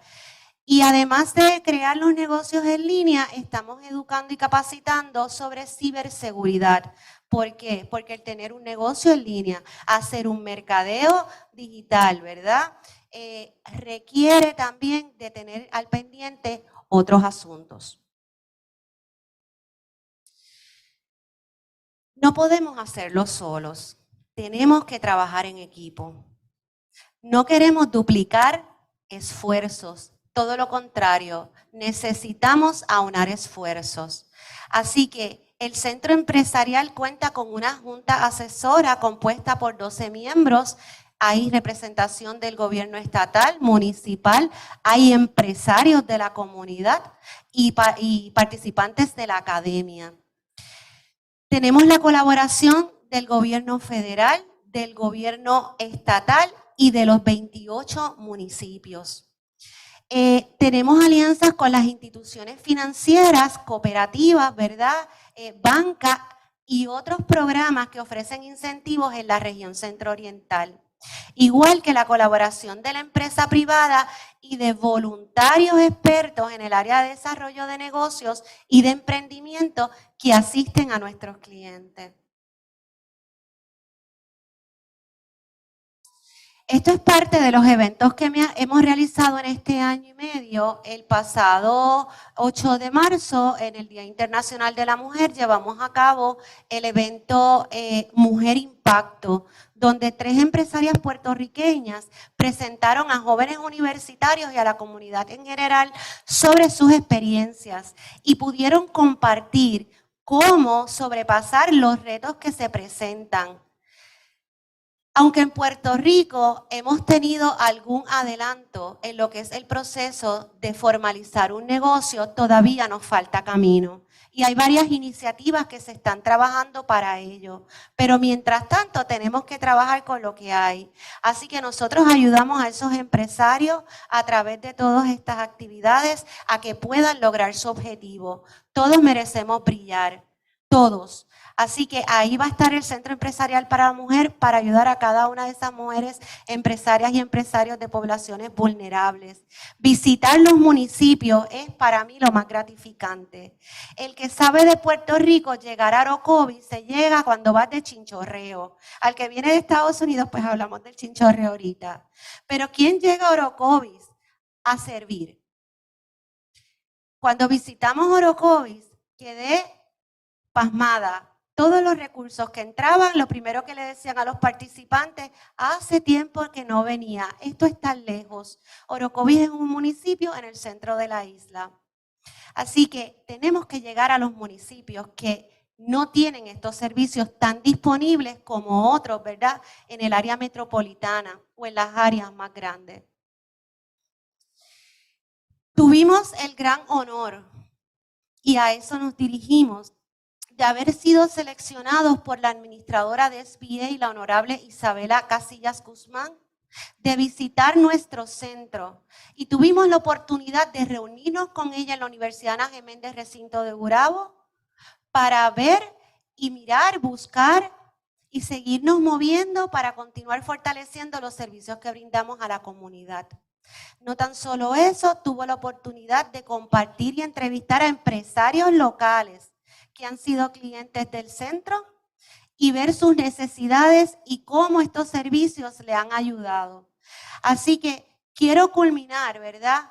Que el pasado julio tuvimos la oportunidad de pertenecer, o tenemos la oportunidad de pertenecer a la Asociación de los Centros Empresariales para la Mujer y pudimos llegar hasta el Capitolio de los Estados Unidos, donde estuvimos participando ¿verdad? De una de las sesiones del Congreso en pos del fortalecimiento y allegar recursos fiscales para continuar fortaleciendo estos programas.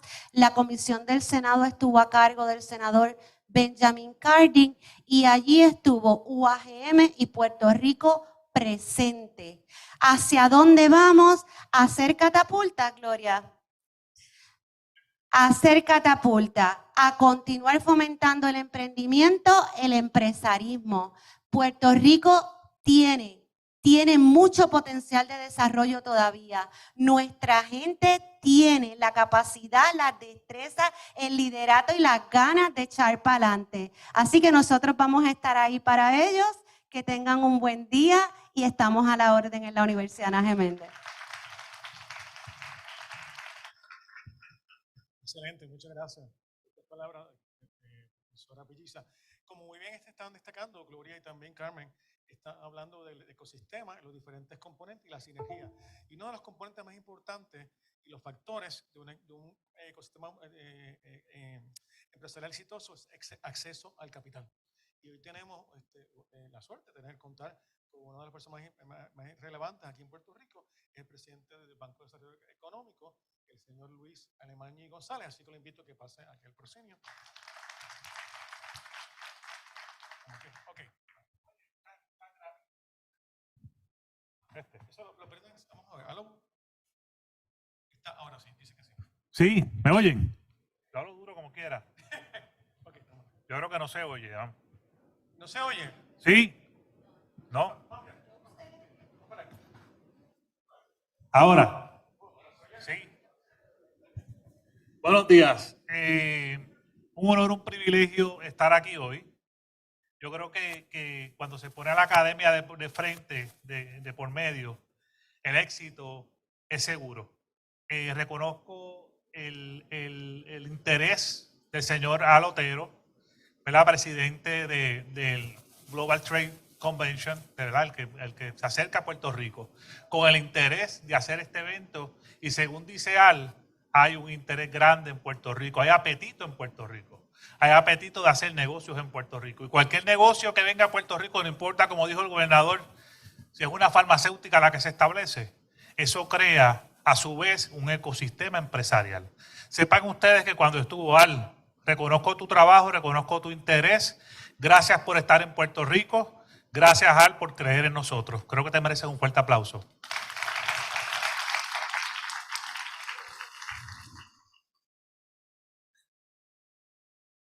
Para allá. Pues comentaba Al, lo importante que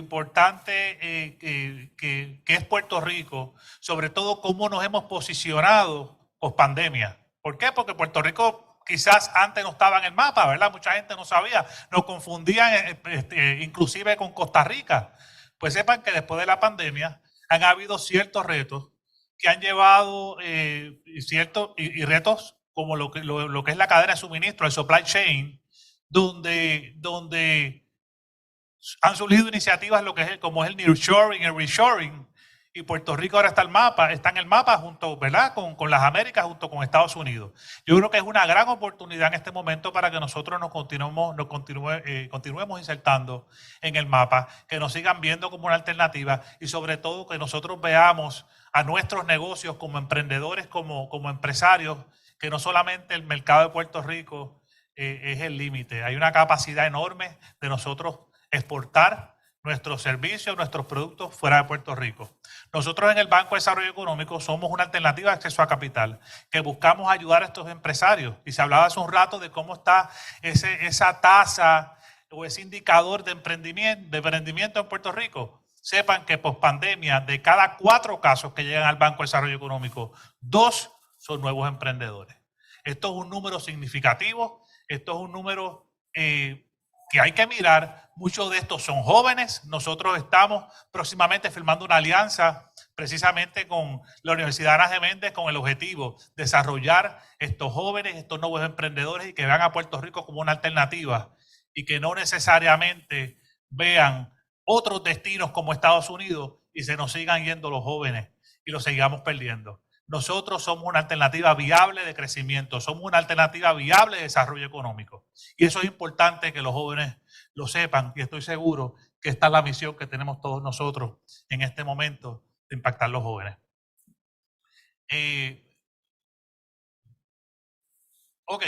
Nosotros en el banco hemos estado trabajando casos pensando fuera de la caja. ¿Qué quiero decir con esto? Que quizás antes en el banco nosotros veíamos casos de financiamiento hasta $1 millón nada más, pero post pandemia se han acercado negocios y digo thinking out of the box. ¿Por qué?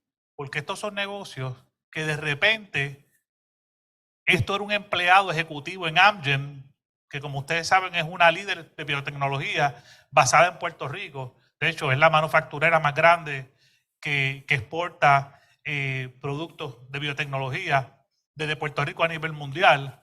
Están en Juncos, Puerto Rico. Y este ejecutivo se retira de Amgen y estos productos que se fabricaban en Amgen a los que se le vencieron las patentes, ¿saben qué hizo esta persona? Los va a producir él en una compañía que estableció, que nosotros le dimos el financiamiento. Son productos que vencieron la patente y como él tiene ese conocimiento, él pensó fuera de la caja y ahora en su propio negocio en Aguadilla, Puerto Rico, ese producto se va a mercadear en Puerto Rico. Es un producto, un medicamento que va dirigido a pacientes de cáncer, terapias, ¿verdad? Que reciben terapias de cáncer. Y ese producto no solamente se va a quedar aquí, va a llegar a Estados Unidos, va a llegar inclusive a India. Y ese caso nosotros lo financiamos en el Banco de Desarrollo Económico. Una de las iniciativas que se tomó este servidor cuando entró al banco en el 2021 fue crear un centro de estudios económicos. ¿Por qué? Porque es importante que hablemos de todas estas cosas, de crecimiento, de desarrollo económico, de empresarismo, de emprendimiento. Pero es importante que estas cosas se hablen y se tomen decisiones basadas en indicadores económicos. ¿Qué está pasando allá afuera? Desde el punto de vista macro, antes de yo ir a mi negocio, antes de yo mirar, ¿verdad?, el micro, lo pequeño, saber desde el punto de vista macro qué está pasando y cómo eso me puede beneficiar y cómo me puede perjudicar. Así que se creó el Centro de Estudios Económicos y esto pretende poder mantenerlos ustedes informados. Un indicador que reproduce el banco de manera mensual es el índice de actividad económica. Este es el único indicador mensual que se reproduce en Puerto Rico donde le da visibilidad al sector privado, al gobierno, al inversionista, de dónde estamos parados sin tener que esperar un año, ¿verdad? Para poder ver lo que es el Producto Interno Bruto, Producto Nacional Bruto. Así que esto es una gráfica bien interesante. El índice de actividad económica mide 4 componentes. Principalmente es la venta de cemento, la generación de energía, el empleo asalariado no agrícola y el consumo de gasolina. Esos 4 componentes. Aquí, como ven, esto viene desde 1980. Ven cómo a través de la economía, a través, ¿verdad?, de los distintos cambios en Puerto Rico y distintos eventos atmosféricos, como vino la recesión del 79 al 83, el huracán Hugo, ahí hubo una caída en el índice de actividad económica. Luego, ese crecimiento que ven bien grande fue cuando Puerto Rico estuvo expuesto a unos incentivos contributivos que muchos de ustedes conocen, que se llaman las 936, donde eso creó un desarrollo económico, y ahí lo pueden ver, hasta el 2006 básicamente, cuando estos incentivos contributivos salen, ¿verdad? Hay un phasing out, una salida de estos incentivos contributivos. Esto permitía que las manufactureras, principalmente compañías de tecnología, biotecnología, farmacéuticas sobre todo, se establecieran en la isla y crearan empleo. Obviamente eso creó un boom en la economía, en la banca, en el ecosistema empresarial, etcétera. Y cuando eso sale, ven ahí, cuando surgen otros eventos, hay unos outliers. Por ejemplo, Huracán María, ven una caída estrepitosa en el 2018, fue post Huracán María que ocurrió en el 2017, luego sube, luego ocurren los terremotos y luego entonces la pandemia, y ahí se ve nuevamente una recuperación en el índice de actividad económica. Creo que me están pasando los slides, me están haciendo un favor porque esto no funciona. Así que gracias por eso allá, el muchacho allá arriba, la muchacha allá en el área técnica. Gracias. El Producto Bruto, esto recoge todo, como ustedes saben, toda la economía, ¿verdad? La actividad económica más que nada por un país. Aquí vemos que en el año 2000, esto está en miles de dólares, son 61.700 millones de dólares en el año 2000, y ven cómo ha ido evolucionando esto hasta el 2022, estos años fiscal, donde estamos en 113.400 millones de dólares, donde donde hay un impacto bien grande en términos de lo que es la importación, o más que nada la exportación de lo que son los bienes de medicamentos a nivel mundial, particularmente desde Puerto Rico. Salen muchos medicamentos, muchos medical devices, medicinas, etcétera. Ese es el principal commodity, ¿verdad?, de lo que es el trade en Puerto Rico. Obviamente, la manufactura, antes estábamos cerca del 50%, el 48%, ahora se ha reducido a un 43%, y usted pensará contra eso es malo. Pues mire, sepan que no, en mi opinión no lo es.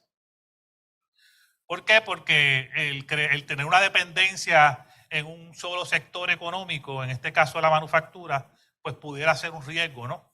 Así que la manufactura no es que ha perdido fuerza, significa que se ha mantenido, pero otros sectores económicos, como es el servicio, han ganado terreno, y lo vemos en el próximo slide, donde ahí ven que el servicio, que es esta barra amarilla, ven ahí cómo va subiendo de 32.9 al 37%, y cómo la manufactura va bajando del 48% al 43%. Yo creo que estamos en un momento de grandes oportunidades, donde el turismo, ¿verdad?, y la inversión en hoteles o inversión hotelera es una gran oportunidad en este momento. Conceptos fuera de la caja, como lo es el glamping, son los hoteles boutique, como es el turismo interno, estamos hablando que se esperan que 12 millones de pasajeros el próximo año pasen por el aeropuerto principal en Puerto Rico. Eso definitivamente es un logro. Y yo creo que se ve ahí. Otro aspecto que ha crecido muchísimo son las bienes raíces. ¿Saben por qué? porque muchas de las viviendas se están utilizando como alquileres a corto plazo, los famosos Airbnb, y esto pues ha creado un crecimiento económico, un desarrollo en lo que es esta parte, ¿verdad? Este sector económico, que es las viviendas a corto plazo, etcétera. En el empleo asalariado, esto es solamente sector privado. Igualmente estamos ahí, como ven, a niveles del 2005-2006.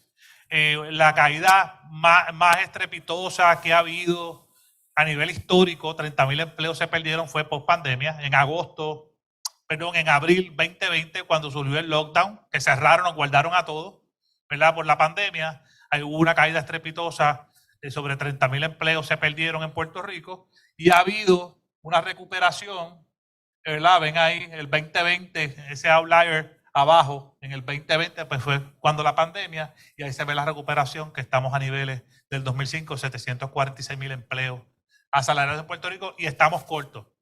Por ejemplo, para atender la necesidad que hay en el sector de la construcción, donde hay cerca de 40,000 empleos, con los fondos federales que tenemos disponibles, harían falta 40,000 empleados adicionales, o sea, el doble de lo que tenemos ahora, solamente en el sector de la construcción. En el número de establecimientos se hablaba del emprendimiento, la capacidad de emprender. Yo creo que esto es una gráfica que refleja grandemente establecimientos privados.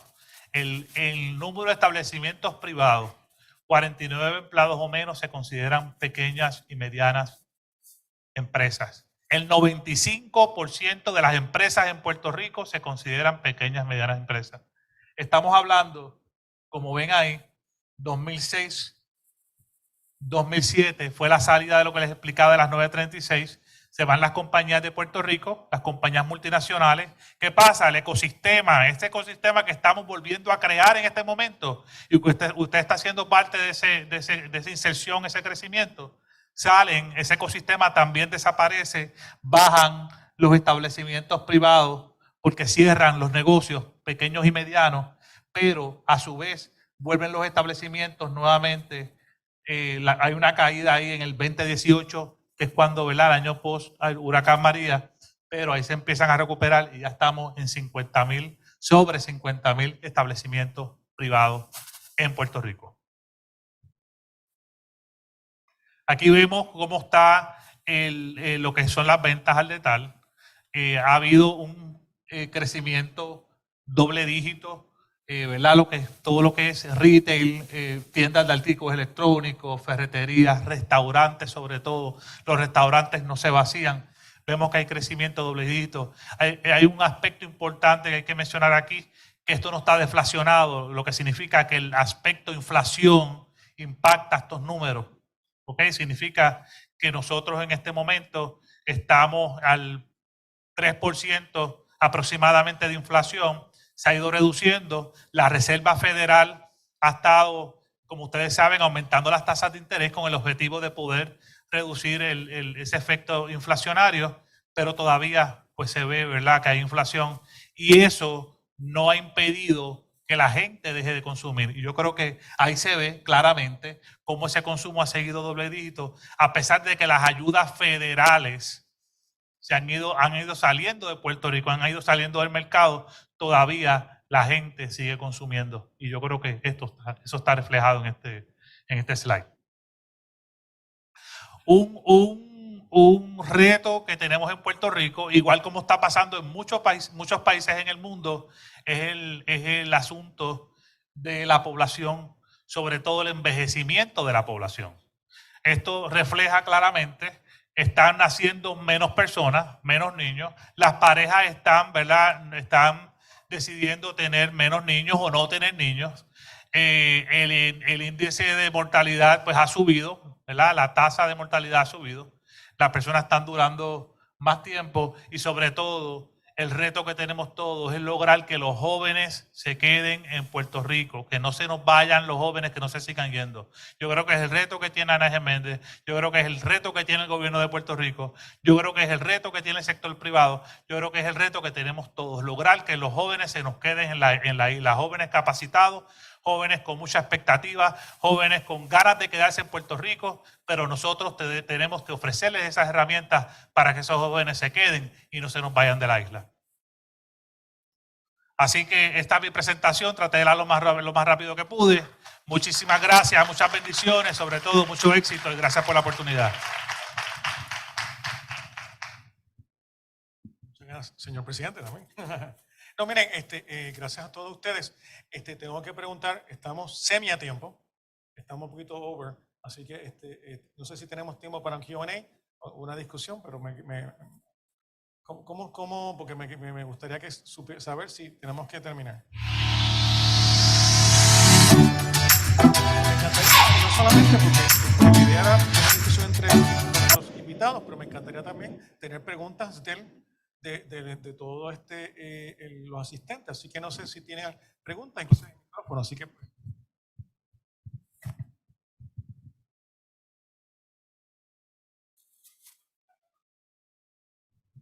Buenos días, me presento David, alcalde de Sidra. Un placer, encantado. Gracias. Tomé parte de la presentación. Los estudios míos van encaminados así en administración de empresas, economía, ni hablar. Tengo una pregunta y un gran reto que tenemos los municipios. Hablaba el compañero sobre el pueblo de Puerto Rico y el mundo envejecido. En nuestro pueblo de Sidra tenemos un gran reto y sé que en todo Puerto Rico no tenemos empleados. Yo tengo unas parcantas gigantescas frente a Casa Alcaldía, buscando trimeros de todas las áreas. Igualmente en área profesional, conseguir un contable en estos tiempos es bien difícil. ¿Cuánto nos cuesta? Ingenieros ni hablar porque todos se fueron con FEMA. Así que tenemos un gran reto. ¿El gobierno tiene algún plan? A veces pienso yo que terminaremos trayendo trabajadores de otras áreas como los hermanos dominicanos, etcétera, México posiblemente. ¿Hay algún plan relacionado a eso? Porque sí estamos sufriendo igualmente la subasta de tantos proyectos que tenemos y tantos millones de dólares que tenemos que poner en el mercado porque las subastas se van desiertas porque no hay compañía suficiente de construcción. ¿Hay algún plan? ¿Se ha considerado qué podemos hacer para ayudar a todo Puerto Rico? Excelente pregunta, presumo que es para mí, así que... Sí. Vamos a tratar de contestarla. Hay distintas cosas ocurriendo en este momento, ¿no? Hay como vimos en el slide, hay un problema un reto más que nada de envejecimiento de población. Y esto es para todo Puerto Rico. Hay unos municipios que están sufriendo más que otros. ¿Por qué? Porque los municipios del sur, por dar un ejemplo, en el momento que ocurrieron los terremotos, los temblores, ¿qué pasó? Pues la población que ya estaba envejecida, que ya estaba reducida, pues se redujo aún más. Porque esa población, sobre todo los jóvenes, las parejas sin hijos, se movieron a otros municipios o se fueron inclusive fuera de Puerto Rico.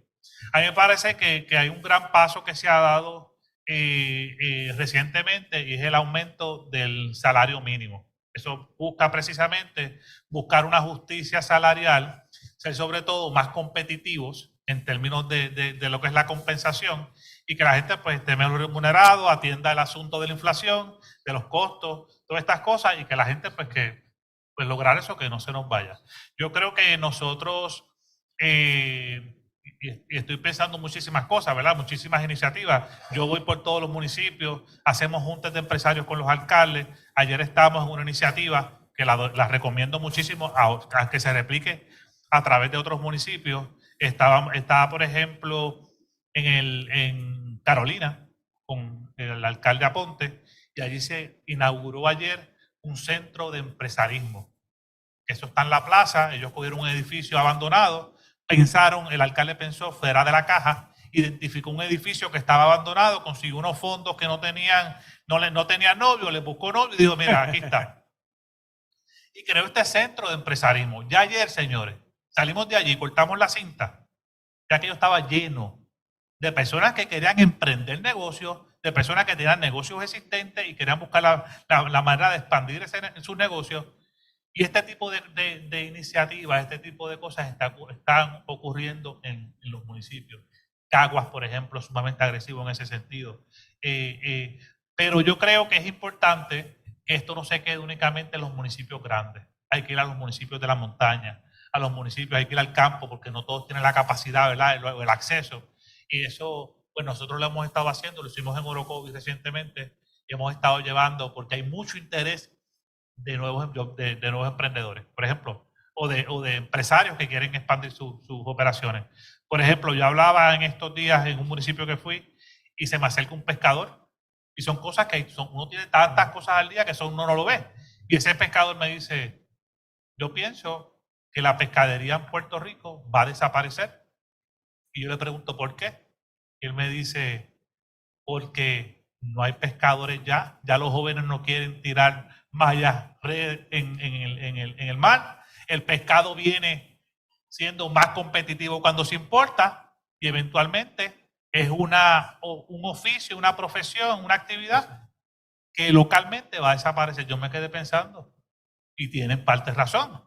Pues mi opinión es, ¿verdad?, que nosotros y que usted como alcalde en el municipio de Sidra puede hacer, estaba en Sidra no hace mucho y creo que Sidra es un municipio que se ha ido desarrollando. Hay unas cuantas multinacionales allí, parece que tiene la compañía de agua, me parece que está Pepsi allí también, embotelladora, hay, ¿verdad?, que obviamente ahí está la concentración de los empleos, pero es cómo se puede lograr de que esas compañías tengan el interés de establecerse allí y ustedes pueden ofrecerles esa plataforma para que así lo hagan. Tiene que comentar así la profesora y Gloria. Alcalde, quiero que sepa que uno de los primeros negocios del Centro Empresarial para la Mujer fue un caballero en el municipio de Sidra. Así que, porque no todo el mundo llega a Sidra, pero a mí me gusta allí los dos mangoes y todo eso. El mercado laboral del siglo XXI cambió. Está bien retante por muchos factores. Así que una de las estrategias que algunos patronos, ¿verdad?, están utilizando son los programas de colocaciones de las diversas universidades. En la Universidad Ana G. Méndez, las 3 instituciones principales cuentan con oficinas de colocaciones para facilitar la transición al mercado laboral, ¿verdad?, poniendo a la disposición a todos estos estudiantes y egresados que han culminado o están por culminar su preparación académica. Ahora bien, los patronos también tienen retos. ¿Por qué? Porque a veces cuando miramos los requisitos queremos darle la oportunidad a los jóvenes, pero piden tantos requisitos y es como que, ¿qué vino primero? Si no me dan la experiencia no puedo trabajar, no puedo conseguir empleo y así sucesivamente. Así que muchos patronos se han movido a desarrollar programas de experiencias prácticas de empleo, donde comienzan con el estudiante que es candidato a graduación en contabilidad, por ejemplo, que fue uno de los, ¿verdad?, el que mencionó, y entonces luego de su productividad culmina y se le ofrece un puesto regular en el trabajo. Así que son varias de las alternativas. Vamos a estar visitando nuevamente Sidra, así que y quedamos a la disposición. Perfecto. Último comentario, Gloria, y cerramos. Construyendo sobre lo que acaba de decir nuestra querida amiga Carmen, yo también le tengo mucho cariño a Sidra. Viví allí un poquito más de 10 años de mi vida y mi hijo nació allí, así que sí, somos casi sidreños, sidreños desde Mayagüez. Siempre los mayagüezanos no pueden decir que... No. Ah, pues... Okay. Usted entiende, y todos los demás también. Anyways, yo creo que hay que pensar bien fuera de la caja con esto y que nosotros tenemos que aceptar que el mundo cambió y que nosotros desafortunadamente, porque nos lo venían anunciando, no nos pusimos a pensar en cómo evolucionar a tiempo y en realidad estamos catching up. Y entonces se ha puesto más difícil la cosa con todas las calamidades que han ocurrido. En resumen, creo que esto es un problema complejo que va a tener que tener soluciones por distintos lados. Para empezar, yo he sido líder de niños escucha por 45 años. Y los niños escucha, ustedes saben que creen en educar por medio de sudor y sangre. Los niños debieran empezar a trabajar y y lo que estoy diciendo es algo estudiado y desde el punto de vista filosófico, hay que enseñarles desde chiquitos el valor del trabajo y hay que enseñarles su valor y lo que ellos pueden contribuir. Habiendo dicho eso, por lo menos desde escuela intermedia, los niños debieran tener una oportunidad dentro de la escuela y apoyado por toda su comunidad y sus padres de ocuparse en algo y contribuir y aprender a depender de sí mismos. Eso es precisamente lo que estamos haciendo cuando los estamos desarrollando las destrezas de emprendimiento e innovación desde la cuna, que tenemos un programa para enseñar a los padres a hacer ir desarrollando a sus niños. Así que esa es una primera cosa. Una segunda cosa, y habiendo dicho eso, debiéramos empezar a incorporar programas ocupacionales. No debiera haber solo corriente regular y corriente ocupacional, sino se debieran mezclar y desarrollar destrezas ocupacionales en todos y cada uno de los niños. Habiendo dicho eso, eso nos estaría dando oportunidad, si somos flexibles con todo este issue que tenemos de ese tipo de empleo como son los de construcción, etcétera, quizás haya algunos que les guste explorar eso. Eso es lo que hacen los niños, escuchan, los exponen a todo, al abanico de cosas que podrían estar haciendo.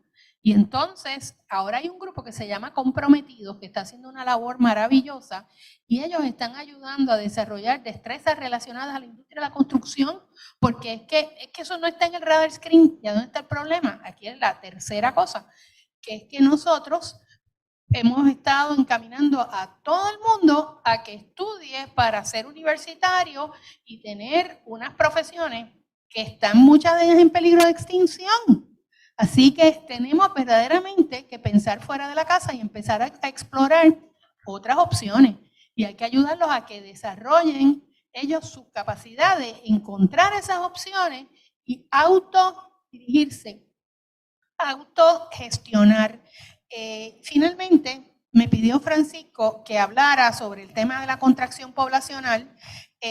Una cosa que está pasando, que también la incluyo en la lista de opciones para conseguir esa gente que lo puede ayudar, es que hoy en día lo que antes era 60, ahora son las 40, lo que antes eran los 70, ahora son los 50. Esa es la realidad aquí en todas partes del mundo. Así que estamos asumiendo que todo el mundo en algún punto entre 55 y 65 ya no va a trabajar más. Pues hoy en día tenemos que trabajar más porque tampoco hemos cambiado la manera en que manejamos retiro para que le genere suficientes ingresos a la gente para poder vivir por lo menos al mismo nivel que vivían cuando estaban trabajando full time. En la estrategia de Welcoming Puerto Rico, que pretende que miremos no solo todas esas opciones que acabo de mencionar, sino también cómo vamos a atraer a otras personas de fuera de Puerto Rico, empezando por la diáspora y empezando por los jóvenes entre 23 y 40 años que se están quedando fuera de Puerto Rico cuando se van a estudiar fuera. Pero hay muchas otras estrategias que los lugares que han sufrido una contracción poblacional como nosotros o una migración de la fuerza trabajadora han hecho. Así que pienso que tenemos que juntarnos y establecer una estrategia de ver cómo vamos a manejar esta contracción poblacional, tanto dentro, atendiendo estos retos que acabamos de mencionar, como trayendo gente de fuera de Puerto Rico. Así que con eso los dejo. Con eso finalizamos el primer panel. Gracias.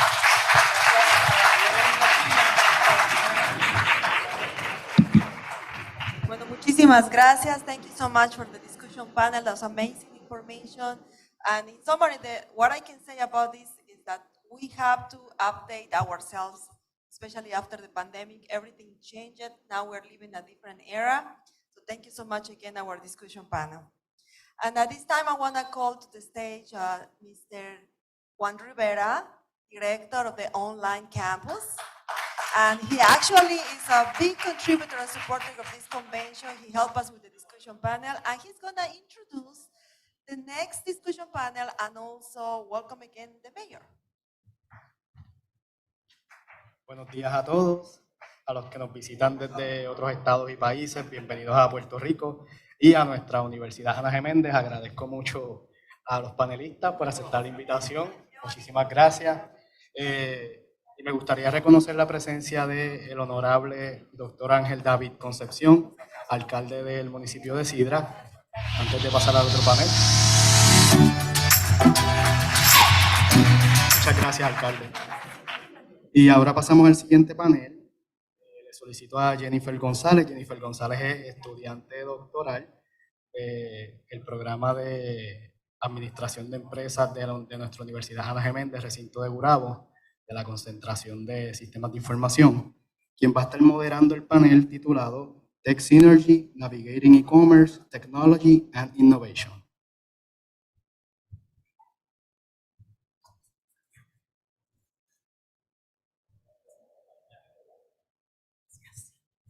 Well, hello, good morning. My name is Jennifer. I'm a student at the doctorate degree in business from Ana Jiménez. Put this here pretty quickly. They asked me to do the panel in English, if that's okay for you. Okay, so I see happy faces, so that's great. That's great. So thank you for the invitation. I want to give special thanks to our Dean of the School, Dr. Sosa, and Dr. Flecha faculty, who provided us with the invitation for this panel. So I'm very happy to be here. Last week, Dr. Flecha calls me out of the blue, and he's like, oh, we need to do a panel about entrepreneurship. And I was like, okay, that's great. So he asked me to help him do the panel, and he didn't mention that it was a convention at all. He said it's a university event.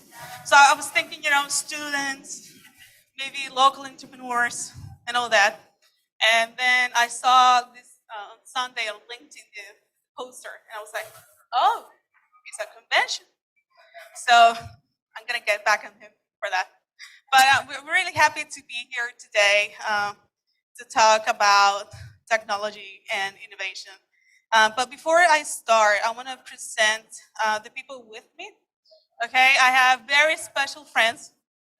We've worked together in a program with high school students. We work with high school students. We teach them how to be entrepreneurs in Puerto Rico, how to define the problem, how to create a solution, how to define the market, how to create a margin of profit and all that.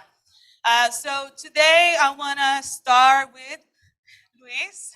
Luis is a special guy.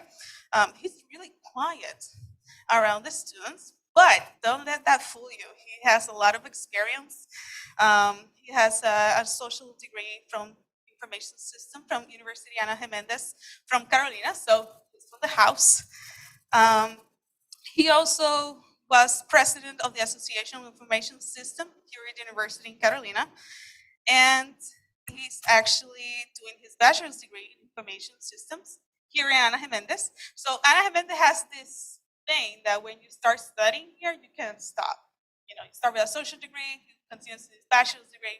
I did something similar, so I'll talk about myself later. I don't like talking about myself. And since 2017, he works as an IT support specialist for ACS IT Consulting Group, where they maintain their clients, especially their operations and everything that has to do with IT. So that's Luis. We also have Andres Alvarez. Andres Alvarez is co-founder of ED Digital. It's a professional company that focuses on e-commerce in Puerto Rico. They work a lot with Shopify. And if you need an expert Shopify, I have to say, call them. They know everything about Shopify that I can be of a witness. They know a lot about e-commerce, and he has the ability to integrate technological solutions, since making payments of applications from the logistics, from flow control, over 100 businesses directly that have worked with them. And we have Doris. Doris is, she's from the School of Communications from Universidad de Puerto Rico of Rio Piedras campus. And she's the executive director of marketing and co-founder of Insul Health Design. It's a company that develops technology of temperature control for drugs, medical drugs, okay? Medical drugs and biocomponents. She was also a coordinator of a program in I+ Care from the Centro de Innovación de la UPR. And for entrepreneurships and benefits for persons with diversity, functional diversity, and advanced age. And well, I did my bachelor's degree in computer engineering. I have a master's degree from the University of Ana Jiménez. I told you, once you start here, you never leave. From project management, and I'm finishing my doctorate degree in management of information systems. I'm currently working at the Bravo Family Foundation. I'm the operations manager of the Empowering Young Entrepreneurs program. That's where I met these guys. I hired them to be part of our team. So today we're going to have a panel, and like I said, and I talked to the team, we wanted to have a conversation. So every time you want to jump in, give your comments or any questions that you might have, feel free to make them while we're talking about the different topics. And I'm going to sit with them because standing here in the podium is like really awkward, you know. And I want to have a conversation. I cannot have a conversation all the way down there. So you already met them, right? And by the way, I'm from Sidra. Hi, yay. So I was like, oh, there's the alcalde. Oh, so today we're going to talk about, like I said, tech synergy, navigating e-commerce, technology, and innovation. And we're living in different times. We heard it from the previous panel. Times has changed in Puerto Rico. Businesses have changed. The population, the work population has changed, and the requirements keep changing. Right? We're now in a time that everything keeps shifting so fast that we cannot keep up with the times, right? So technology plays an important part of the evolution of everything that is related with entrepreneurship. So I want to ask my friends here, how are current e-commerce trends influencing consumer behavior? Because what opportunities they present for business looking to thrive in the digital marketplace. So how are current e-commerce trends influencing consumer behavior? Because now, I think this question will be for Andres, because now we have more and more people opening their own business, especially online. And now they're killing themselves online, whether instead of doing it with a local place. So how is that influencing the behavior of the consumers? Good afternoon to everybody. So yeah, you hear me good? Yes, awesome. So yeah, definitely e-commerce and trends and what is going to be like the behaviors of consumers is like we see like in the practice, and we see just not only in the merchant side of things, but also in the consumer, is that they want to meet wherever they want to meet. And what that means is that wherever the consumer wants to purchase, that's where they want to purchase. They want to purchase online, they want to purchase in your DM, they want to purchase WhatsApp. If you still have a fax machine, that might be the way. And at the end of the day, it's just got to be a meeting point between those two, and accepting and knowing that this is the times that it's not like an option to have an online or e-commerce channel. It's just something that you have to have as a business. It doesn't matter if you're manufacturing, it doesn't matter if you're going D2C or say directly to the consumer, if you're B2B. It's just a way of doing commerce and a way of connecting as a merchant with consumers. So definitely, I guess the trend, we could talk about a lot of trends, but at the end of the day, it's just meeting your consumer and as a business, wherever they want to be met at. And I think that's going to be like the main thing that we're seeing right now. Is a really popular concept called omni-channel. You know, just wherever the person wants to be buying, and that experience that it's having with a brand or with a company, they could have it anywhere, online, offline, or mixed experiences. It's amazing. So now you're not only developing or trying to sell online. I think the key part is experience. The experience that you have to provide for the user. For example, a friend of mine recommended me that I downloaded the JCPenney app. That was a huge mistake because I haven't stopped buying stuff. And you know, the experience for me as a consumer has been a lot better because I can scroll online, see what I want, go to the store and pick it up instead of just going in there, even though it's the same merchandise. the same people the same ones that are going to be in the cashiers when I bought it in the store. It's the same ones that are going to give it to me when I go for a pickup. But the experience, they managed to make an agreeable experience, and that's changed my behavior towards buying, which I was skeptical at first. I used to buy technology online or articles or stuff that I would need, but not actually jewelry or clothes. And now the change in trends and the experience that they provide throughout their apps has made me more a shopaholic than I was before. Because now I don't have to go into my car to buy it. I can just buy it online and just pick it up. So the experience is one of the most important things. So Doris, you're in health, and that's very, I think it's different. How do you change the consumer behavior? Because when we're selling, I think, articles and we sell like jewelry, it's a whole different strategy than just health. So how do you do it in Zoo Health? So thank you for the question, and thank you so much for the invitation to be here. So in our case, we are selling a temperature-sensitive technology. It's basically a smart refrigerator to keep medications such as insulin. And for us, selling that online or tackling that e-commerce strategy has been a lot about consumer education. And so it relies a lot on providing content that educates the consumer about the technology, about the different uses for it, about the types of care that they should have for their medication, and then integrating that into our strategy, and then utilizing not only e-commerce, but complementing it with other traditional media applications. Like, for example, we did a TV interview in Telemundo, and a bunch of people saw it there, and we got calls of people interested in the product. But we took that same clip that was produced in Telemundo and then put it on our Facebook page, and then sort of paid a couple bucks on Facebook so that it spread a lot quicker. And we got like 300 responses of people that were interested in buying the product. And so for us, that strategy of integrating different mediums in order to reach more people and to further educate, because videos and written content help a lot in educating the consumer, especially in health-related products. It's amazing, especially in Puerto Rico, because I've seen, for example, in my family, they don't throw the medicals away. They have a whole stash of medical drugs in their house, especially my grandma's. But sometimes they don't store it the correct way, and then when they're going to use it, they expire or they're damaged. And so how the culture in Puerto Rico, it has to be a lot different trying to sell this kind of product in Puerto Rico than maybe at any other place like the US, for example.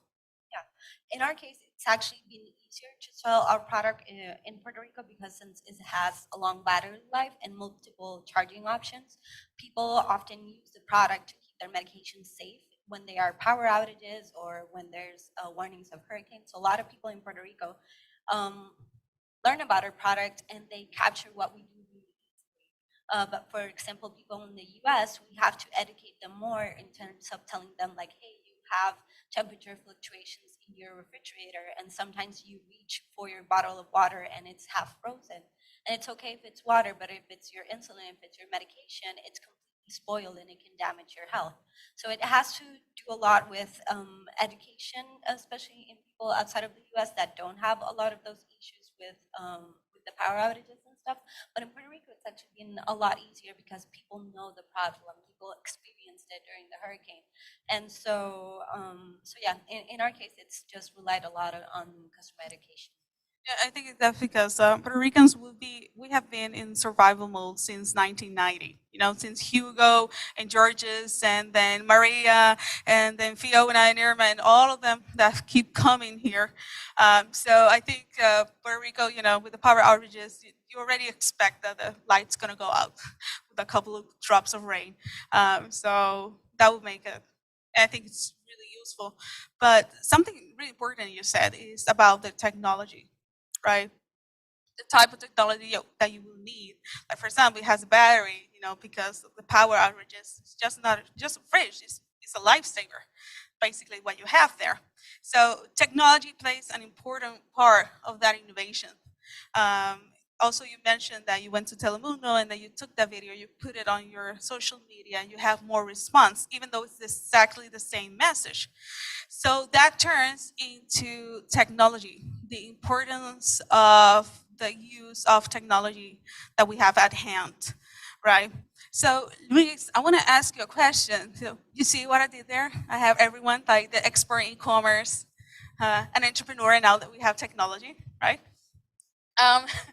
Luis, so technology plays a very important part, especially nowadays that everything is digital. Everything, now there's barely anything manual, and there's a lot of malfunction going around the island, especially because of the blackouts or, you know, the going off the lights. So can you elaborate more how technology impacts the entrepreneurship? Can you hear me? Okay. Good morning. Technology over here in the island is like I call it like a panel, like when you go like to try and put everything straightforward and it won't go. That's what happens over here in technology. Because we try to like act everything up like it's gonna be perfect, but it won't. So over here we are having challenges in everything actually, because the unstable internet, because of the power issues, and all that things go and give us like the bad of the island, and we try to like maintain everything going through batteries and I'm sorry. Can I say this? You can say it in Spanish, yeah. Voy a hablar un poco español ahora, pues, para entenderlo mejor mi punto. Cuando nos vamos en todas partes de la isla, pues no tenemos la misma intensidad con el Internet. El Internet muchas veces fluctúa entre velocidades de 1 giga en el área metropolitana hasta 25 megabytes de Internet en el área sur y este del país. Y eso pues nos dificulta mayormente pues el tener el acceso al e-commerce en diferentes áreas remotas de la isla. See, that's really important. He's talking about the different internet speeds that we have in Puerto Rico and how unstable it is because of the power outages. So if you don't have power, you're not going to have internet. Some parts in the islands could have less than 1 gigabytes of internet, and instead of the metropolitan areas, you're going to have more than 1 gigabytes. And well, I lived through that. Where I live in Sidra, I barely have 4 megabytes. It doesn't get all the way through. So it's a challenge, because when you're trying to make a new entrepreneurship or new venture, especially inside of the islands, you know, go to Sidra, Bonito, Barranquitas, all the cities that are right in the middle of the islands, the accessibility to internet, it's crucial. So before, like we saw on the graph on the previous panel, that you see that 2007, 2008, we have all these big corporations here in Puerto Rico. We have a lot of pharmaceutical companies and manufacturers in Puerto Rico. But that type of venture doesn't require a lot of internet speed, for example. Now we're living in a world that everything is connected to the internet, even the coffee machine. So the coffee machine has an IP address, your fridge is going to have an IP address, everything is connected to the internet. So how are you supposed to be an entrepreneur in Puerto Rico and try to bring jobs and develop new ventures in different parts of the area that is not San Juan, that is not Mayagüez, it's not Ponce, which are the main key points in the islands? How you bring it, it's a challenge, right? It's a challenge. And not only that, not only the access to the technology, is also about the education, right? The education that we're providing in Puerto Rico. I'm a teacher at the School of Engineering in Ana Jiménez Gurabo. I told you, once you start there, you never leave. And I'm teaching first-year students. I teach them electronics and computer programming. And they have a very different vision. And so what they were saying previously here about students from vocational schools and the normal currents and the regular currents, it's really important to open the students the eyes of what's ahead. A lot of students that we work on the program, they want to be more influencers than entrepreneurs, right? They think that because they're modeling a teacher online, that they're entrepreneurs, and goes a lot more than that. It's knowing the consumer behavior, it's knowing how to use the technology right, it's how do you present that product to your consumers. And they have an empty vision of the future. They don't know why they're studying to be a computer engineer or be an electrical engineer. And what I always tell them is never close your eyes to being an electrical engineer alone or a computer engineer alone. They're not standalone careers anymore. So 50 years ago, you said you're going to be a chemist, you were a chemist, or you were a physicist, or you were an engineer. But now everything is related, everything is intertwined. So now you're not a chemist, now you're a biochemist, or you're a food chemist. So you're not a computer engineer, and now you have computer engineering with entrepreneurship and all the careers that keep intertwining. So when you're trying to do an entrepreneurship in Puerto Rico, and you go to the market, for example, manufacturers in Puerto Rico are asking industrial engineers to have basic programming skills, because now everything is digital and not a lot of people know how to read or write code. So how they have to keep an open mind. And I think we're pretty much close to our age gap, right? We're really pretty much close. I'm a millennial, just in case. Yeah, 1994. Okay. But something that didn't happen with the generation nowadays, that we live through transitions. We live through the age of dial-up. You remember that time in your house that you would scream at someone, "Don't pick up the phone because I'm receiving a fax," right? We lived through that transitions. We use floppy disk, and then we moved through CDs, and then we moved through jump drives. So we've seen the evolution of technology, and we know how important is the transition and interaction of different areas. But now, students, they were born with a computer in their hands. They were born with a phone in their hands because they don't know how to use the computer. Let's be honest. They know how to make a TikTok dance and put it on TikTok, but they don't know how to send an email. So how do we shift them? So I want you guys to talk about a little bit how the education, and not just formal education, how exposing yourself to different areas or different scenarios can help you be more competent for a job position. There we go. Yeah, I can start speaking about that a little bit. At least for me, that was something that I didn't know was important when I first started studying. And as time went on, my professors and some of my bosses, when I started working and studying, were telling to me like, "Hey, take all the seminars that you can, take all the extra courses that you can. If you can do a double major, if you can do a certification, do everything that you can, because that's going to diversify you in your knowledge." And so I started with a bachelor's degree in public relations and publicity, and then also did a minor in journalism, and then also did an entrepreneurship certification and did a bunch of internships.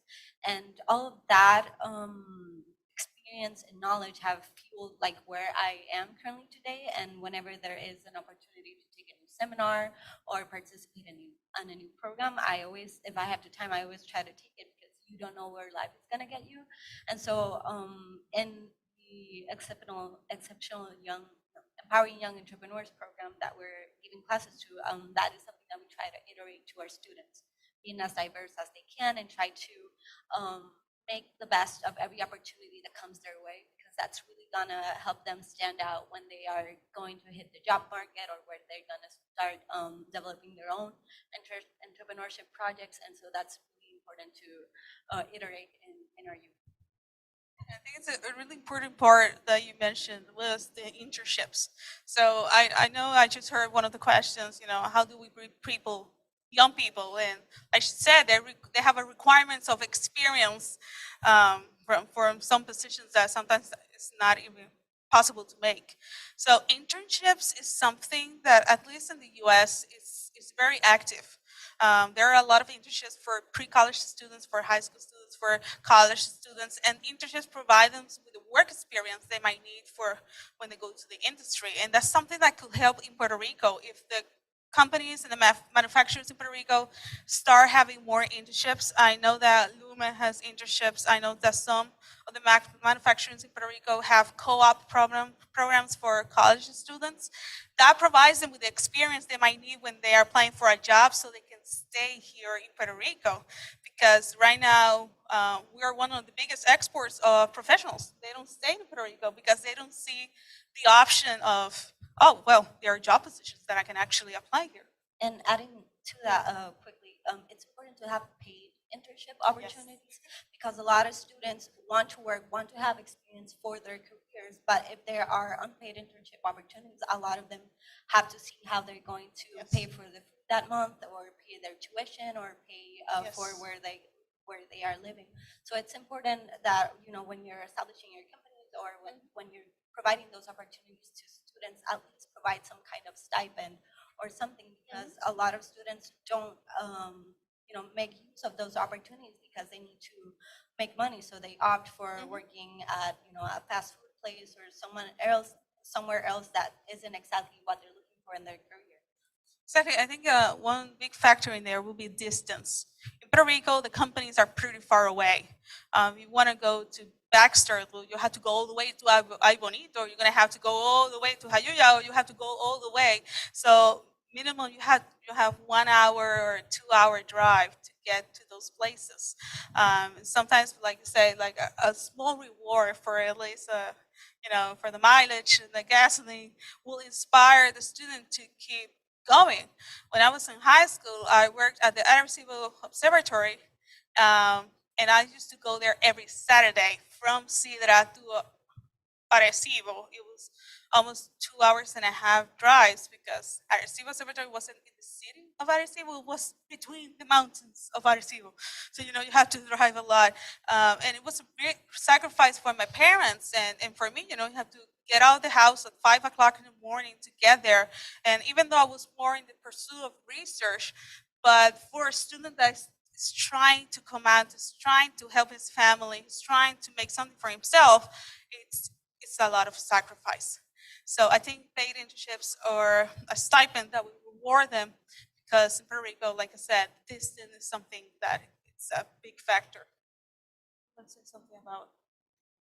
Yeah, on my end, I think it's always on learning. You know, like learning always has to be on. I think it's something that I learned a little bit later than earlier, and definitely it brings its, you know, benefits.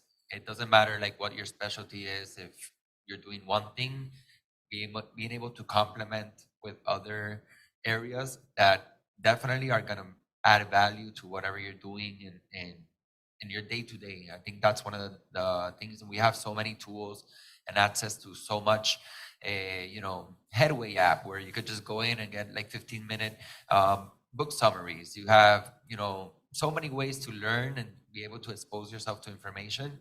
And that's one of the things that I personally do, and also motivate and inspire, try to inspire. And when we're in the program, we're in different forums, like there shouldn't be any excuse. Like right now, like technology gives us the opportunity to, I have my wife, she doesn't dominate English, and sometimes she's like, oh, I can't read that because it's in English. And to this day, you know, like it's like that's not a real reason not to do something, because we know Google Translate, there's so many apps, so many stuff out there where literally like the barrier of entry of anything is very, very low. So I think always learning always on is very important, and to be able to transfer that is like one of my main goals also with younger, in this case in the ICE program, that's high school students and maybe first, second year university, is like just expose yourself, get out there, get learning. We work with a lot of different types of companies, from enterprise to startups, and the same, we see that sometimes, especially in the enterprise, we have a contact person that they're very hyper focused on one area, but then they don't know anything about the other. And when I have experience of being able to interact with entrepreneurs, and entrepreneurs being not only the owner of the company, we meet and we've learned the concept of entrepreneurs and every type of level inside of company, and they have like a lot of reference of different topics. It definitely helps because you see how they move, the velocity of decision making is very different. And then that's where you see the results of that given company. So I use that and see it and as an example, and that's what I try to model after. So I think always learning always on. Yeah, I think that's really important that you mentioned is the synergy and the connection, because sometimes you're gonna have someone that knows all about the literature about entrepreneurship, but it doesn't know anything about the technical area. So when they start working together, it's like World War III, you know, because because from the business side, this makes sense, and then the IT guy is gonna come and he's gonna say, but that's not viable. That technology is old. That this is how you have to use it. So, Luis, how can you expand more about that concept? On the technology, it always evolutions. There's no like, this technology is gonna stay forever. That's not the case anywhere. I use with my students at the trainings that we always have to be like going in advance and learning new things. And the day that you think you don't learn anything, you're gonna learn like a lot, because you in everything you always are learning things. Exactly. So we try to teach the student how to grasp like every opportunity they have. So if you're in the manufacturing and if you're in the administration or the business area of the business, please talk to your technicians, talk to your IT guys, talk to your engineers. Try to understand their perspective from your point of view, right? Adding to that, the IT guys always keep your back. Yes, you know, and remember the IT guys know everything about you. So don't get them on their bad side, right? But always have like these communications and have open lines. Sometimes we're blinded, right? From both sides. Sometimes the engineers, they're like, oh, but why they're making this decision? Does that make sense? You know, I made the calculations, my calculations are right. Well, there's a business part, there's finances that you have to take care of. So try to have both of you trying to look at them and interpret them and be together. So we're open for questions because they told me I have until 12 and I'm not going to go past that. So we're open for any questions or comments from the public. If you have any comments, feel free to make them.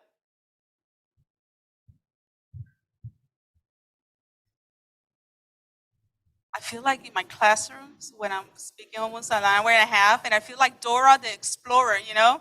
Nobody fits back, nobody even coughs, you know? Yeah.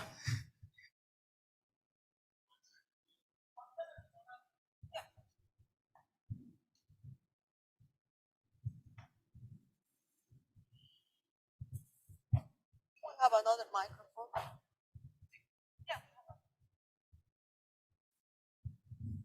Yes, a quick question for you. I don't like to make a comment before a question, but this one deserves one. Some of you mentioned the importance of like helping young people, young students and the like. And I remember I was teaching a class and there was a 17-year-old high school student that was taking an AP class, an advanced placement class. And the project was about a tourism class, how to convince someone to go to a destination, and she chose Japan. And she did a wonderful job. And the only thing I said, I still have that project to let you know. And that was what her parents, they might have PhDs. Great. But the question is, how can you encourage business owners, especially business owners, to give opportunities to those young people? Because young people are the ones that are going to be transforming the island and the whole country. What advice do you have or questions you will have for some of them? I would say this is just a little of pay forward. We all start at one point. We all start without knowledge, and someone saw us and gave us that opportunity. Before studying computer engineering, I was part of a program for high school students where I learned how to do research and I learned how to do programming, and I went on internships. So that person, that director, Dr. Juan Aratia, he saw me and he gave me the opportunity. And he did it because years ago when he was in Chile, someone saw him and gave him the opportunity. And we all started somewhere. We didn't wake up one morning and we arrived at a company. We start small and we start growing. So my advice would be a little bit of, pay it forward, a little bit of nurture it. A lot of the students, they have the enthusiasm, they want to do it, they have the guts, but they don't have the knowledge, they don't have anyone to guide them. So try to be a mentor, try to provide them with the simple opportunities, and then you will see them and provide them with a path that they will grow. And that's what we do. Even though we have a lot of experiences, they have more experiences in the entrepreneurship areas. They provide the students that, hey, I'm here with you because it's possible to get there. It's possible to go to the next level, and provide them with experiences and exposing them to resources that will give the student the wings to fly. So my advice for all the businessmen out there is pay it forward. You started somewhere, you started low, and someone saw you and someone helped you grow. So help other students grow as well. Thank you. Thank you so much, our discussion panel. You were amazing. Everything that you shared with us was so important because, sometimes we take for granted, but it's not. Especially now with the technology, we really need to know what is going on, update ourselves. Like I remember my mom years ago, I was trying to teach her how to use WhatsApp. And she was, I have no idea how to use this. I'm never gonna learn this. And then I was trying to teach her how to use Facebook. And I said, I don't think this is a good idea, but I'm gonna try. And I tried, and my mom was closed-minded at the beginning, but I think after that she loved it, and now she cannot let her phone go. She's using Facebook and WhatsApp all day long. So I'm telling you, you can do it. The age is not a limitation for you to learn, especially technology, and especially in the digital era that we're living now. So once again, thank you so much, our discussion panel. You were great and amazing. And at this time, we're gonna take a break for lunch. I'm gonna also invite everybody to take some pictures with our delegates. We have people that came from Florida, Michigan, South Dakota, I believe. We have New Jersey. We have also people from Dominican Republic, France. So please take the time to take some pictures, talk to our speakers, because they are here for you. And if you have questions, ask them. If you don't recognize them, see the pictures outside and you're gonna figure out who's who. But thank you so much. Let's take a break.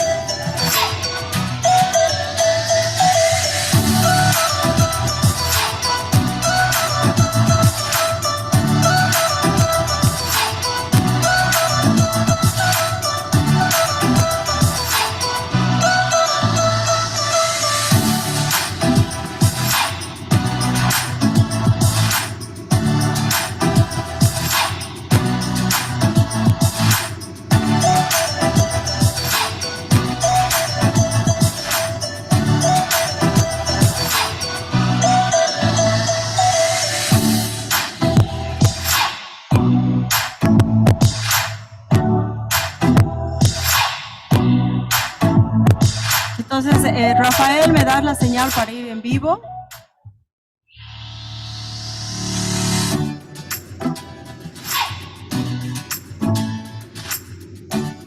Okay, so welcome back. Thanks again for watching and for being here at the Global Trade Convention in San Juan, Puerto Rico. Please keep in mind that since we're doing a live stream, people is watching from different places, different countries. And the beauty about the technology is that you can always replay and watch again one of your favorite presentations. Or if you miss one, you can always go back and replay it. The following presentation is a very important presentation that any entrepreneur that is looking for sponsor, that is looking for a sponsorship, has to be here, has to hear this presentation. Our speaker is gonna teach us how to get the big sponsors for our events. That's the challenge for any entrepreneur that's trying to do an event. Whatever you do, if you are a nonprofit, if you are a profit organization, if you do events, if you are just doing any raising activities, you're trying to raise funds, you need to look for sponsors. But looking for sponsors is not an easy job. It's a challenge activity, right, Linda? And she's gonna teach us how to do it. So believe me, this presentation, you have to watch all. So let me tell you more about Linda Hollander, which is our featured speaker. And the first question for everybody, do you want to be successful? Yes. Do you want information about how you can get sponsors? Yes. Well, let me tell you more about Linda. Linda Hollander can help you. She has been featured by Inc. and Entrepreneur magazines as the leading expert on corporate sponsorship. She's the author of #1 best-selling book, Corporate Sponsorship in 3 Easy Steps, and the CEO of Sponsor Concierge. Her sponsors include Microsoft, Citibank, FedEx, American Airlines, Staples, HealthNet, Bank of America, Marriott, Walmart, and IBM. Linda Hollander has over 20 years of experience as business owner. She does business and sponsorship consulting and is the founder of Sponsor Concierge and the Sponsor Secret Seminar. Al Lapin Jr., the founder of IHOP Restaurant, says, if your goal is to be a success, Linda Hollander has paved the way for you. Please welcome our beautiful speaker, Linda Hollander.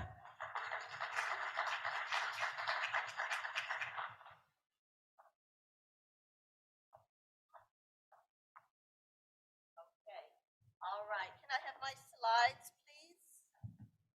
And this will be in English. Okay, thank you so much. All right, so how's everybody doing? All right, I think you could do better than that. How's everybody doing? Woo, okay. So we've got an intimate group, but I want us to be very interactive today. And these are my goals that I want for today's presentation. I want to help you find sponsors. I want to tell you why you need sponsors.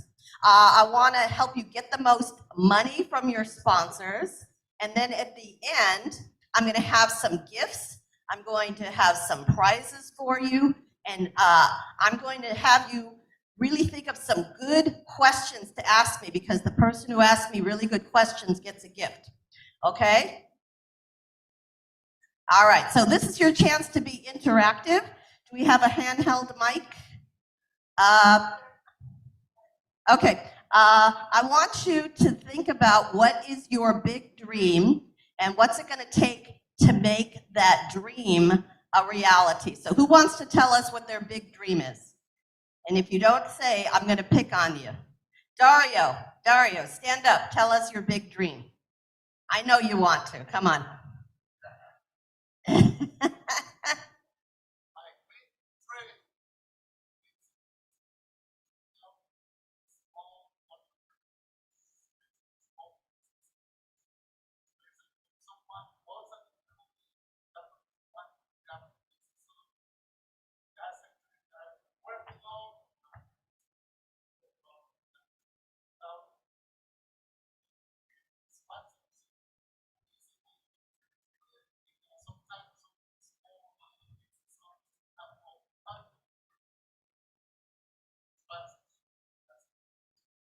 All right. Everybody thank Dario. Give him a round of applause.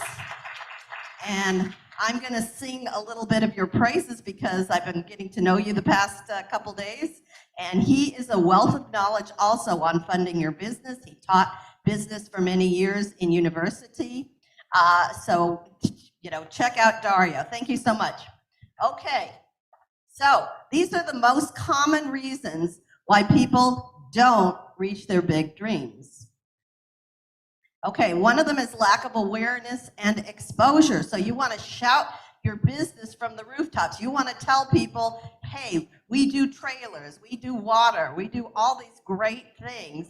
And the way to do it is with media. And as you heard in my introduction, I love media. I've gotten a lot of media. And sponsors can help you with lack of awareness and exposure because you can get media sponsors. Write down media sponsors. And I don't know if we need the house lights up because you're going to be filling out a handout. If you don't have your handout, just take it up here.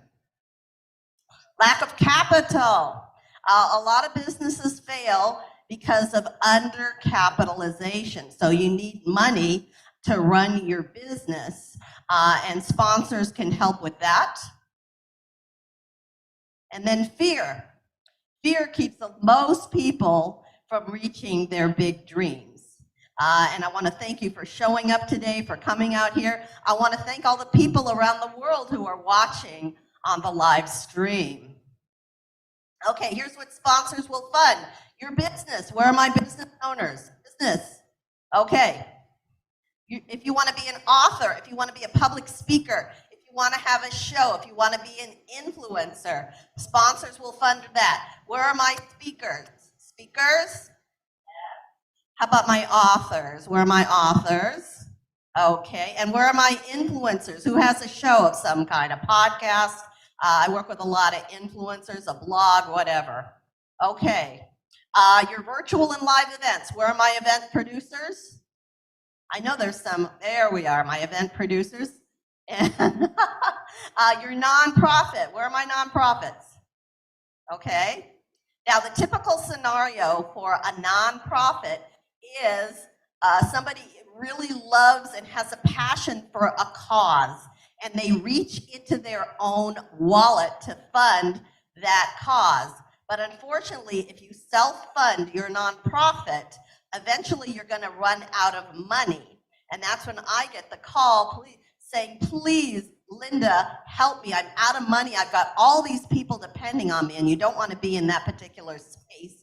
And the really savvy nonprofits have absolutely mastered the art of corporate sponsorship. Think of Make-A-Wish Foundation. Think of St. Jude's. They're really flush. And then the last thing is your projects.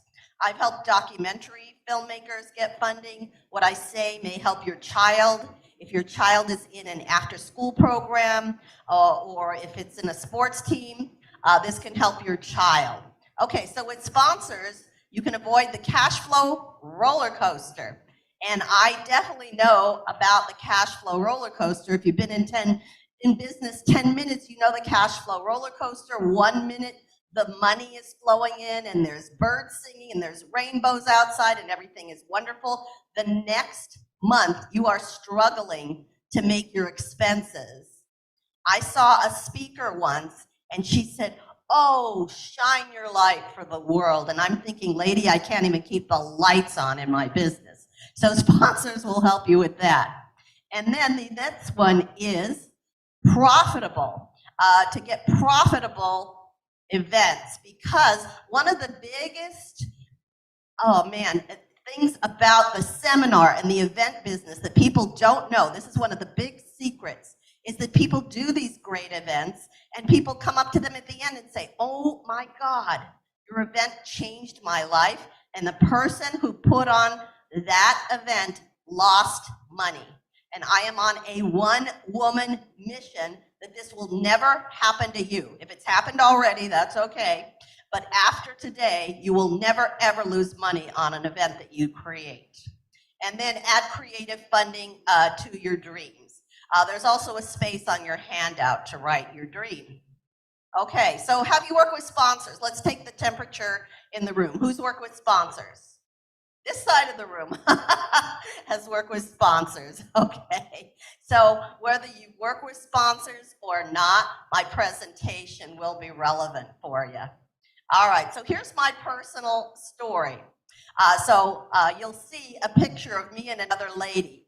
That's my business partner, Cheryl. And Cheryl and I met when we were 13 years old at recess.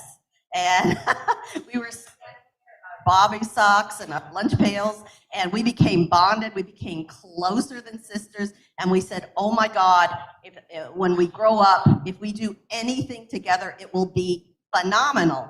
So we started a business with shopping bags.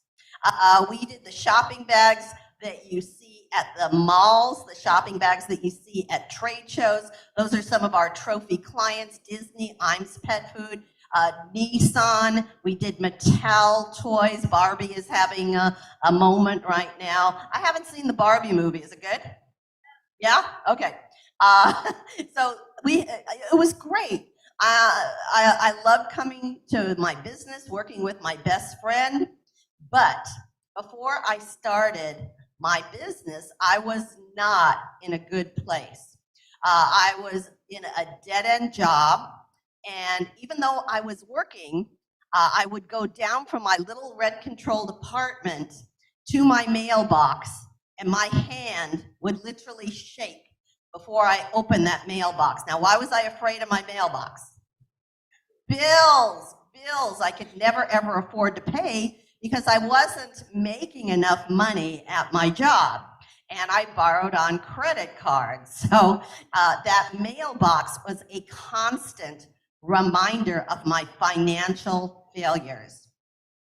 I had to fight traffic to go into my office in the morning. When I got there, I had to work with people I didn't like. I had a very abrasive relationship with my boss.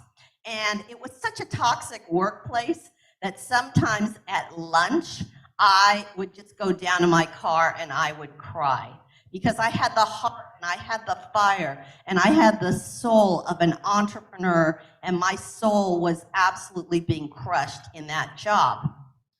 In my personal life, I was with an abusive man, and I stayed in that abusive relationship for years because I had absolutely no self-confidence, and I thought basically that was what I deserved.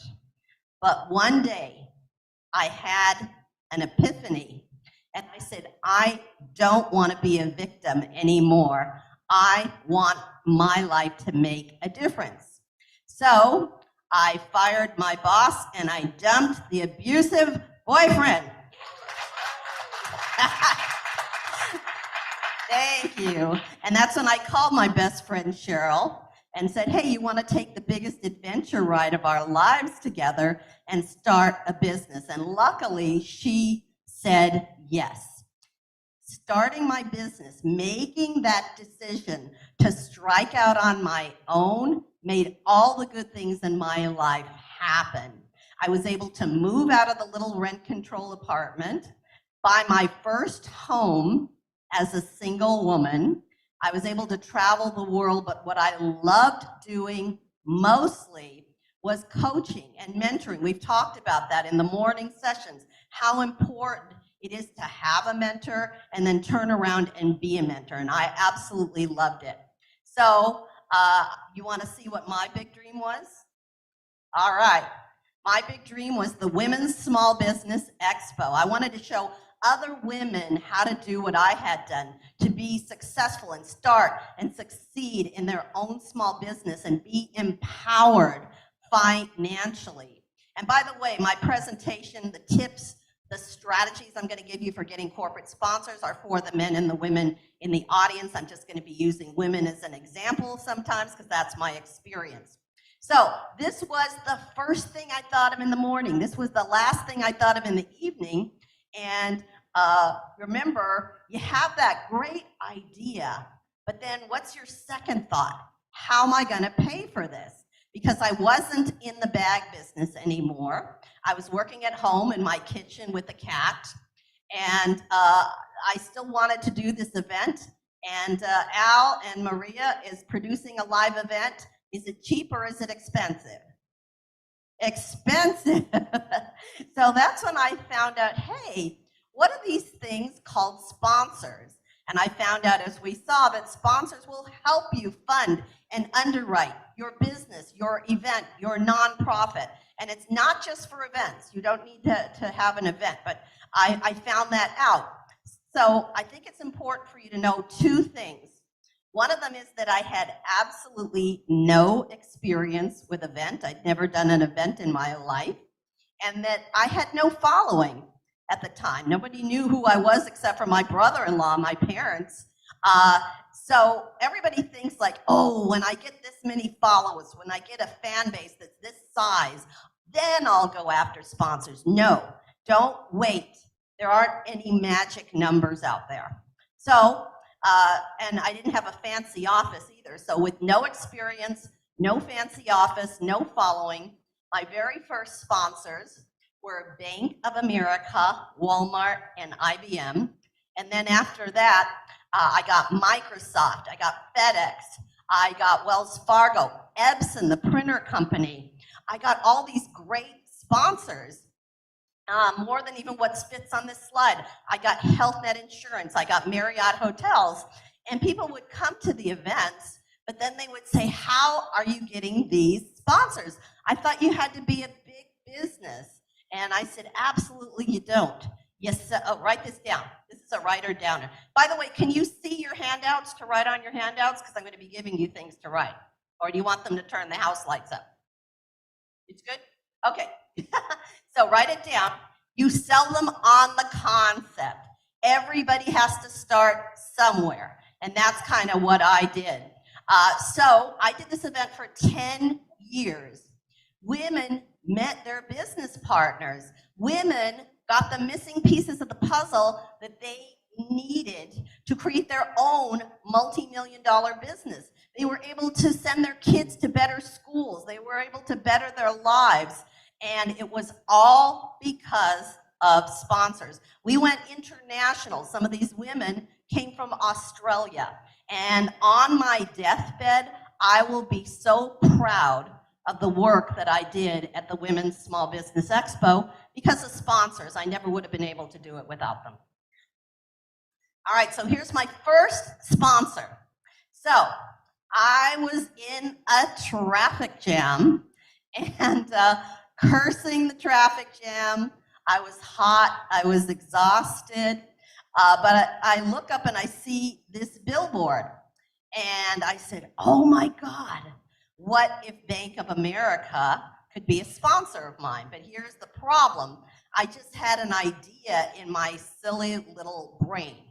So what did I do? I went home and I self-sabotage. Remember when I said fear is what keeps most people from achieving their big dreams? Well, fear had me by the throat because I said, you know what? I'm just this little short Jewish girl in a kitchen with a cat and frizzy hair. I've got about 10 hair products on right now. So I said, you know what? Bank of America is never going to talk to me. If they do, I'll just make a fool out of myself and they'll reject me, and I don't want any part of that. So I buried the idea for 2 weeks, but my mission to help people was so strong that eventually I did pick up the phone and I called Bank of America. I got the guy who could greenlight the sponsorship. He said, Linda, come on in. So I got in my little clunker car.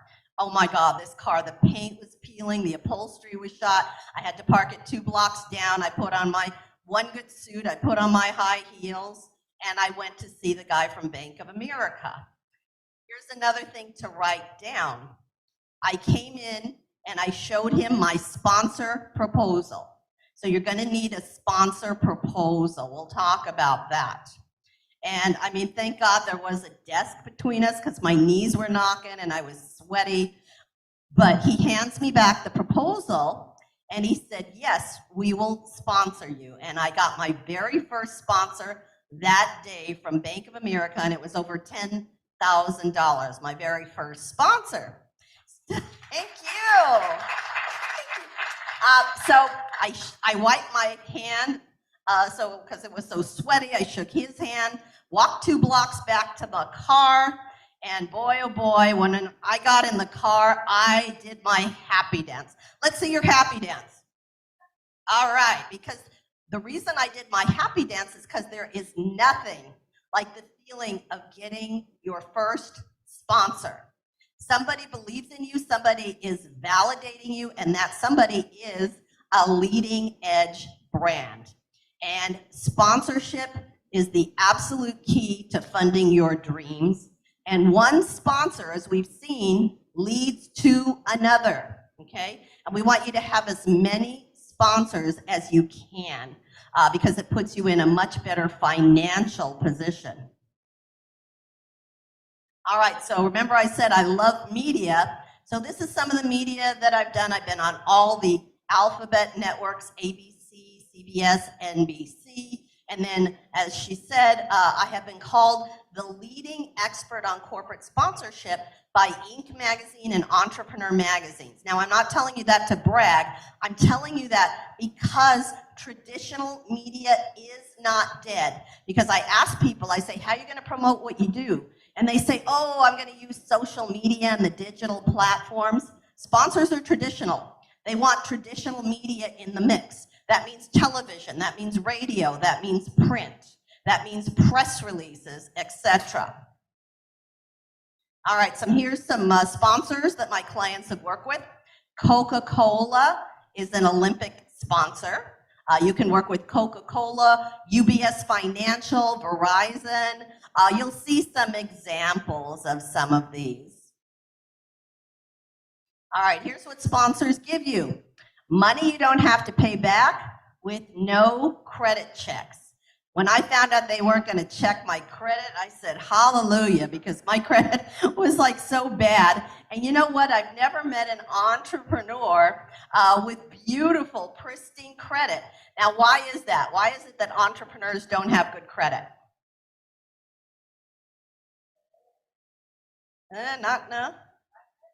No, risk-taking.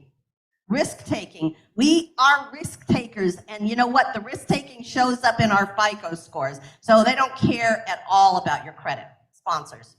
Free stuff. A lot of you have worked with in-kind sponsors, and if you get any kind of printing done, you could get that paid for by a sponsor. But in-kind sponsorships, it's also called trade sponsorships, is very valuable because it's budget relieving. So you could get hotel rooms, you could get cars, you could get airline flights with in-kind sponsorships, but I don't want you to just settle for in-kind sponsorships. Some of you have worked with in-kind. Now it's time to leverage the in-kind sponsors to get your cash sponsors. And then credibility. Credibility up the yin-yang, because when you put on your website, when you put on your marketing materials that you're sponsored by leading edge brands, you're going to get more clients, you're going to get more people coming to your event, you're going to get more donors for your nonprofit, you're going to get more people listening to your show, etc. All right, so what do you think these numbers mean? What do these numbers mean? Okay, 82% of sponsors are going to continue sponsoring this year. So a lot of people have told me, oh, since the pandemic, Linda, isn't sponsorship down? No, sponsorship spending goes up every year. 47% of sponsors are going to increase their spend this year, and there is $24 billion out there for you in sponsorships. Now, how many people would like a piece of the $24 billion? Okay, now that is North America alone. I don't know if it includes Puerto Rico. I'm assuming it does. I'll have to check that statistic. But worldwide, there is $68 billion available for you in sponsorship funding. All right, so I'm going to be showing you some success stories from time to time. And this is a gentleman called Ward Luty. And basically, you can see that he's kind of in the boomer generation. And what he got was he got Nature Made to sponsor him because they had a joint compound for that particular demographic. And he does what a lot of people would like to do. He's a spokesperson for the brand. So you can be a spokesperson for a brand. And then he also gets paid to travel across the US and speak and promote his sponsor, which is Nature Made Vitamins. And look at all the delicious media coverage. I mean, Business Week and the Wall Street Journal and US News and World Report, and oh my God, Red Book. I was featured in Red Book once. It's a monster publication. All right, so here's some myths about corporate sponsors, and I hope I've blown them out of the water for you. I need more experience and notoriety. You do not. You've never heard of Ward. You've never heard of me till today. I'll be showing you some other success stories. Oh, and I want to go back. I want to go back to Ward. Okay, so this is very cool. So I get a lot of calls from people because they've got an opportunity. And he said, help me, I've got an opportunity. Nature Made Vitamins called me and wants to sponsor me, and I want to make the most of the opportunity. So we tripled what he was going to ask, and he got it. So a lot of people in this room are not going to be charging enough for their sponsorships. You're going to leave money on the table, and if you charge too little, it hurts you in the world of sponsorships because you are telling the sponsor that you don't have anything of value and it's not worth their time. So I'm going to tell you how much you can make, so stay tuned. Okay. I need to be a nonprofit. That's another myth about corporate sponsors. I've been a for-profit business for over 20 years. You don't need to be in sports either. I need to do events. You don't need to do events. Think of all the major social media platforms, Facebook and TikTok and Instagram. They live online, but their business model is totally corporate sponsorship. So you don't need to do an event. Now, that being said, I do tell my clients if you can do an event, even if it's a virtual, do it. Okay, and my business is too small. Who would want to sponsor little old me? Well, I'll tell you why a company would want to sponsor you. Okay, you may want to take a photo of this because it's kind of a dense slide. So the number one reason why a company would want to sponsor you is influence. And you have influence, and you're going to have even more influence as you grow your business. Remember the time when you recommended a product or a service to somebody that you knew, a friend, a family member, a colleague, and they bought it. That is sponsorship. You just have to take it on a bigger level. Let's see, what's the second one? Oh yeah, the customer base, growing the customer base. Growing the customer base is mission critical for sponsors because every year there is attrition that happens, meaning there's people stop using a product, stop using a service for one reason or another. So they've always got to be replenishing their customer base. And remember, sponsors are big companies sometimes, and they have stockholders to answer to. Damage control. Now, the reason I put Walmart up there is because Walmart actually called me because there was a lot of negative publicity going around about Walmart. Basically, they said Walmart wasn't a good place to work for women. Women weren't making as much as their male counterparts, etc. And what would happen if Walmart lost their female customer base? They would have gone out of business years ago, and they're still very strong after the pandemic. So Walmart calls me, and you know what I did? What would you do if you had Walmart on the phone? You probably think this is pretty cool, and I did too, but I put them on hold because it was just me doing everything in the business, and my cat was my one employee, And I made up accents, so it would seem like there were more people in the company because Walmart has thousands of employees and it was somebody different from Walmart all the time, and it was just me. So I got real good at the Southern accent. My assistant was Trixie.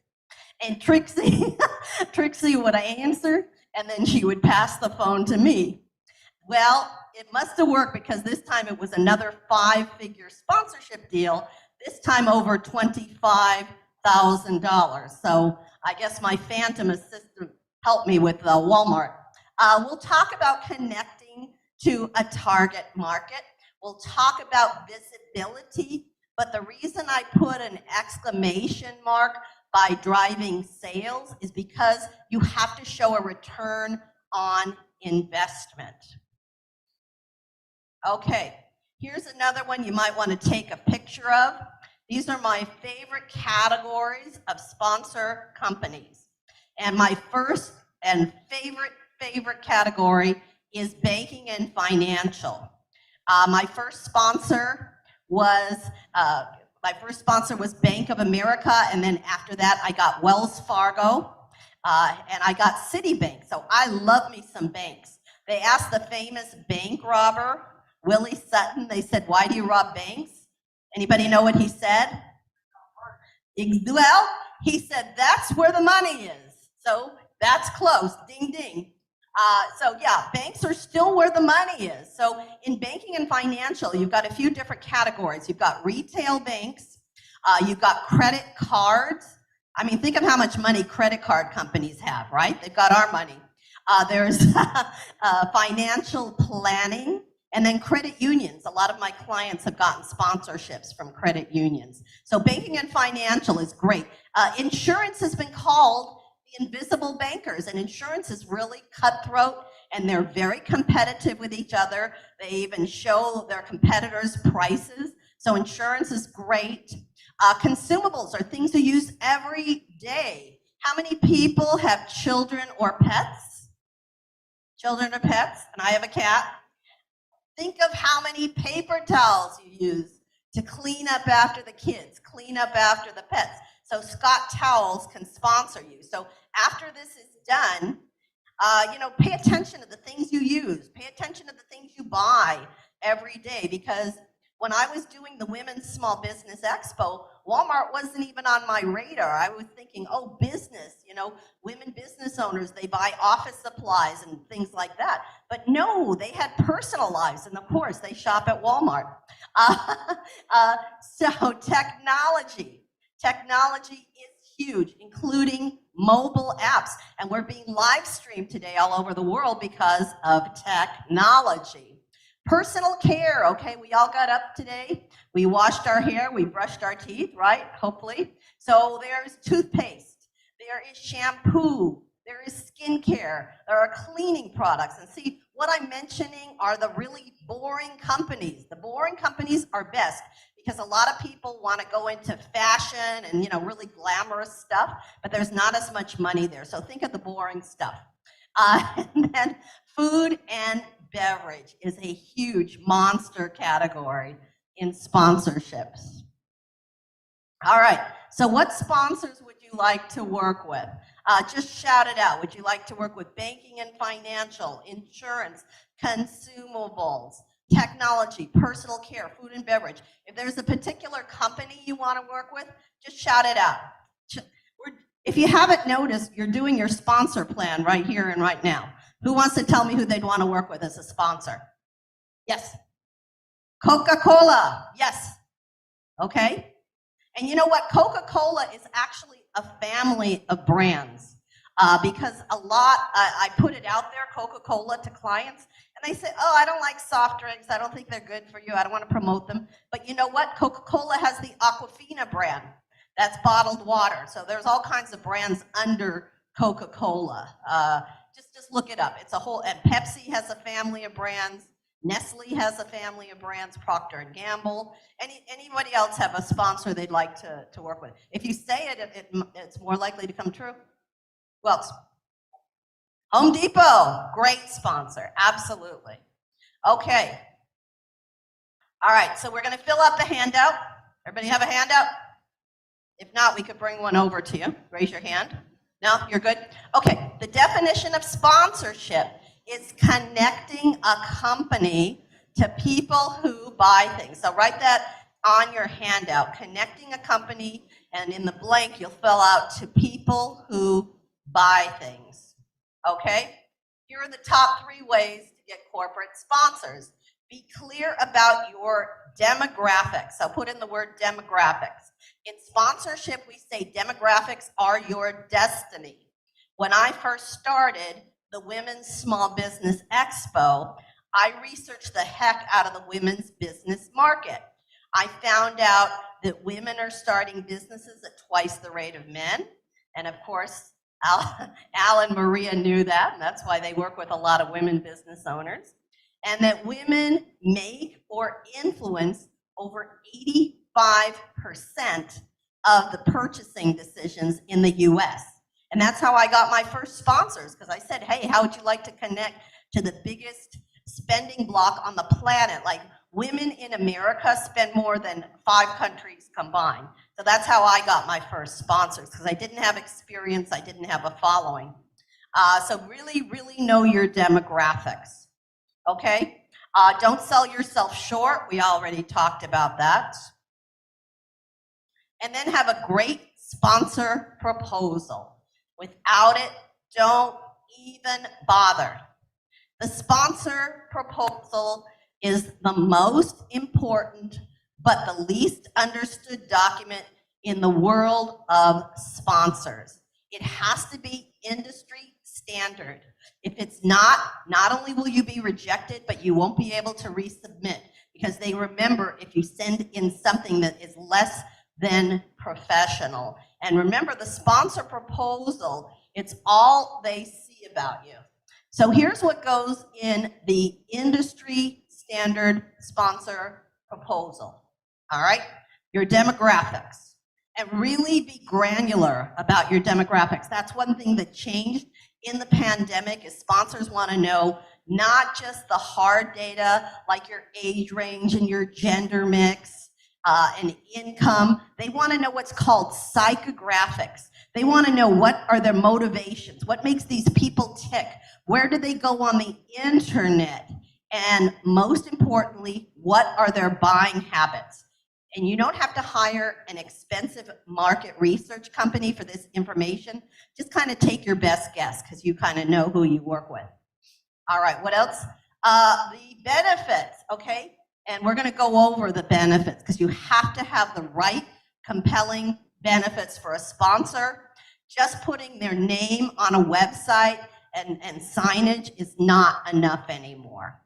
You need what we call connection benefits. And then storytelling. So a lot of people say, oh, well, I'm sending this to a big company and I'm going to put facts and figures, and it becomes boring. So I want you to stand out from the crowd. So you want to put storytelling in your sponsor proposal. And this is what I had in my proposal for years. The crowd stood loudly and cheered as she approached the stage, arrived at the podium, and received a hug. Tears flowed as she realized what an impact this event would have on her. She thanked the woman who had made it possible. Now, this was about a teenage girl who wanted to come to my event so badly that she basically took up a collection among the merchants, the local merchants, so she could pay her tuition. Now, this is a human story. You kind of have to keep reading, like, what does this mean? I put in my sponsor proposal that I was in the poverty trap, that I was in an abusive relationship. You're not having a relationship with a faceless corporation. You're having a relationship with a human being. So you want to show the humanity of what you do, and you want to make an emotional connection. That's what the storytelling is about. And we don't recommend that you start approaching sponsors until you have your industry standard sponsor proposal, because if you don't, you'll call a sponsor and they'll say, great, where's your proposal? And if you don't send it immediately, it's a red flag, because the professionals have the sponsor proposal at the ready. All right, so here's what you should ask from each sponsor: $10,000, $25,000, $50,000, and $100,000. Now, this is from each sponsor. Remember, there's no limit to the number of sponsors you can have, and this is per year and renewable, meaning if a sponsor likes you, they can fund you this year, the next year, and the next year. Okay? All right, and here are the benefits. Award presentation. So there I am with Citibank. They sent their representatives to the event. We had a professional photographer take this photo. I am holding a little award, and it's personalized with the Citibank logo. How much do you think that cost me, that award? Close. It's going to cost you between $25 to $100 if you want to make it all fancy schmancy. But remember, we just saw that you can make $10,000 to $100,000 from each sponsor. I paid $50. So do you think I could afford $50? Absolutely. But what happened was Citibank sent an email to all of their employees saying, hey, check us out. We won the Making a Difference Award. Write that down, Making a Difference Award, because they love that. They eat it up with a spoon. And then the employees feel good about working for Citibank. And employee engagement is a big part of sponsorship. Speaking opportunities. If you have an event, you can let the sponsor introduce the speakers and give them some speaking opportunities. If you're not doing an event, do a Zoom interview, do something to give them an opportunity. If you have a podcast, obviously you could do a sponsor spotlight. And then of course, social media, email, and video marketing is absolutely king. So what do you notice about all of these benefits, excuse me? These benefits are low cost or no cost, but they have a high perceived value to your sponsors. So what benefits will you offer your sponsor? Just kind of shout it out. Speaking opportunities, award presentations, you could do contests, you could do hashtag campaigns. What do you want to do for your sponsors? Just shout it out. Award presentations, email marketing. I love email marketing. Every time I put out an email, I get some kind of an opportunity. Thank you. All right, so here's some trends I want you to know about sponsorship. Sponsorship is more competitive than when I started 20 years ago, and that's why I do these presentations. I want you to stand out from the crowd. Sponsorship is riskier than ever. If you don't know what you're doing, you could lose a lot of time and you could lose a lot of money. Now, how do I know that? Because it happened to me when I was first getting started. It took me 6 months to get my sponsor proposal done, and I was really mad because I lost a lot of really good opportunities in that 6 months. And I actually also made so many dumb mistakes that it cost me $75,000 to learn this business, and I don't want that to happen to you.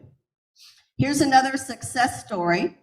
This is Brian Kaplowitz, and he wanted to create an event for young entrepreneurs under 40. This is important. This is important. If you don't remember anything else, remember this. Typical call I get says, Linda, I need $25,000 and I'll ask for $25,000 from my sponsors. Well, what's wrong with this picture? You're working for free. Write it down. Always ask for more money than you need. Always ask for more money than you need. You want to pay yourself. You want to pay a team. You want to have for marketing, etc. So he needed $25,000 and he got $100,000 from his sponsors. And those are some clients and sponsors of Brian's, American Express, Denny's, Johnson & Johnson, and Home Depot.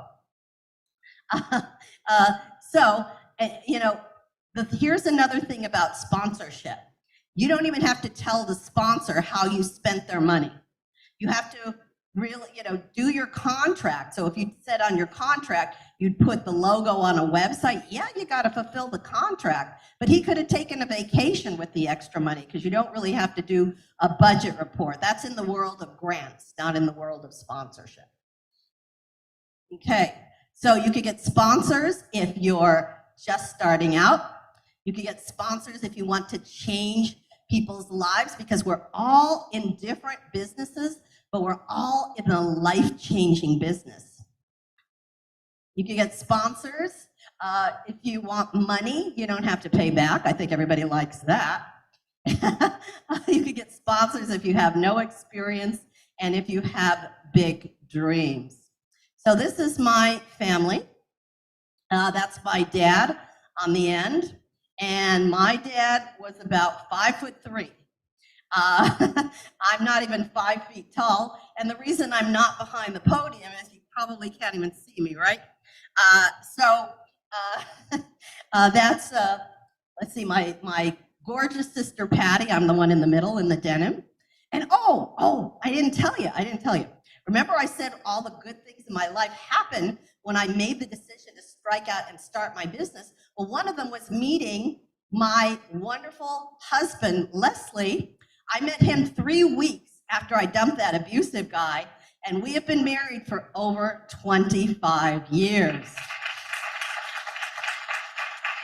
And my husband is a constant source of love and support for me. And then that's my mom on the other end, Blossom Rose. So if I have any compassion, if I have any humanity, it's because of my parents, Bob and Blossom Rose. This is the lifestyle I've been able to create by being an entrepreneur, by getting sponsors. That is our beautiful little rescue cat, Romana. That's one of the trips that we took to Paris, and then a trip that we took to Greece. I loved all that. And of course, I'm able to travel a lot. I've been to over 25 countries and just got back from Africa. An African safari was on my bucket list for 20 years, and I just did it.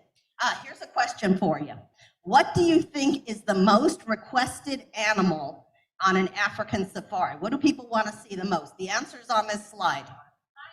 Nope. Giraffe. Who said giraffe? Okay. Yeah. Here, give this to the lady who said giraffe. This is my book, Corporate Sponsorship in 3 Easy Steps. All right, thank you. I know, I thought it would be the big cats too, the lions and the leopards and everything, but it's the giraffes. All right. And then this is the money shot that has the place of honor in our living room on top of the mantelpiece. The mother leopard and her cub. Is that the most precious thing in the world, that baby? Except for my cat, of course, that I showed you. You don't even realize what goes into wildlife photography, because we had to wait a long time for this shot, but man, is it worth it. When I first started speaking, I wanted to go international, and I went international years ago, and this is Singapore and Tokyo, so you'll see I'm the smallest one on the stage. WOW is Women of Wealth and Abundance. That was the conference. But check it out. When I got to Tokyo, Japan, they were my size, baby. Check out that little kimono girl. I have an event coming up. I'm going to give you a chance in a minute to give me your information, and I'll let you know about it. The Virtual Sponsor Secret Seminar is coming up next May, and you could do it from your home. You could do it from your office. It's completely virtual. And we really help you fund your dreams of sponsors. You leave with a complete action plan from the Virtual Sponsor Secret Seminar. And our event is a little different because you get to meet the sponsors one-on-one. And we've had sponsor deals done at the Sponsor Secret Seminar. Here's some past sponsors that have talked to you. There's CDW and Technology, Zion's Bank. Remember, I love banks. For my nonprofits, I always have a very successful nonprofit. So we had the American Cancer Society, Dick's Sporting Goods, Epson, the printer company. And now what I'm going to do is I'm going to do a book giveaway. and I'm going to take some questions. And if you ask a good question, maybe I'll give you something. But you have a little piece of paper. So I want you to write your contact information on this little piece of paper, or you could put your business card in there. Can you distribute these for me? Thank you. All right. So, thank you so much. All right, so now we're going to take some questions. So, who has a question about getting sponsors? Who has a question? Yes. Latina.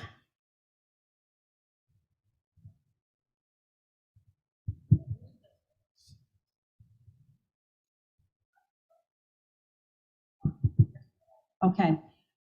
When we go to, where we're sponsors that we're interested in, asking for money, what department, who do we ask for? Great question. I get that question a lot. Okay, the best way to find your sponsors is to get a list, because a lot of people go on LinkedIn and they say, oh, I'll just go on LinkedIn and I'll find my sponsors. Well, you go on LinkedIn and it becomes an exercise in frustration, because a lot of sponsors don't even list on LinkedIn, and if they do, they make it hard for you to contact them.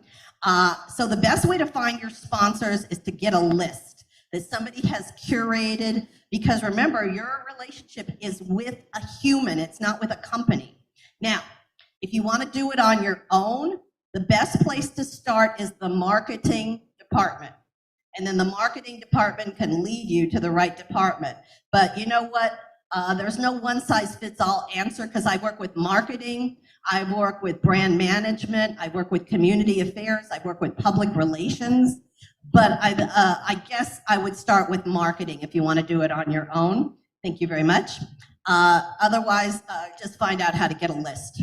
Who else has a question? Questions? $500,000. But usually I shouldn't tell you that, because usually when you're first getting started, it's not going to be that much. It's going to be in the range I told you about, the 10,000 to 100,000. And if you want to do $500,000, you're going to make it up with a bunch of sponsors.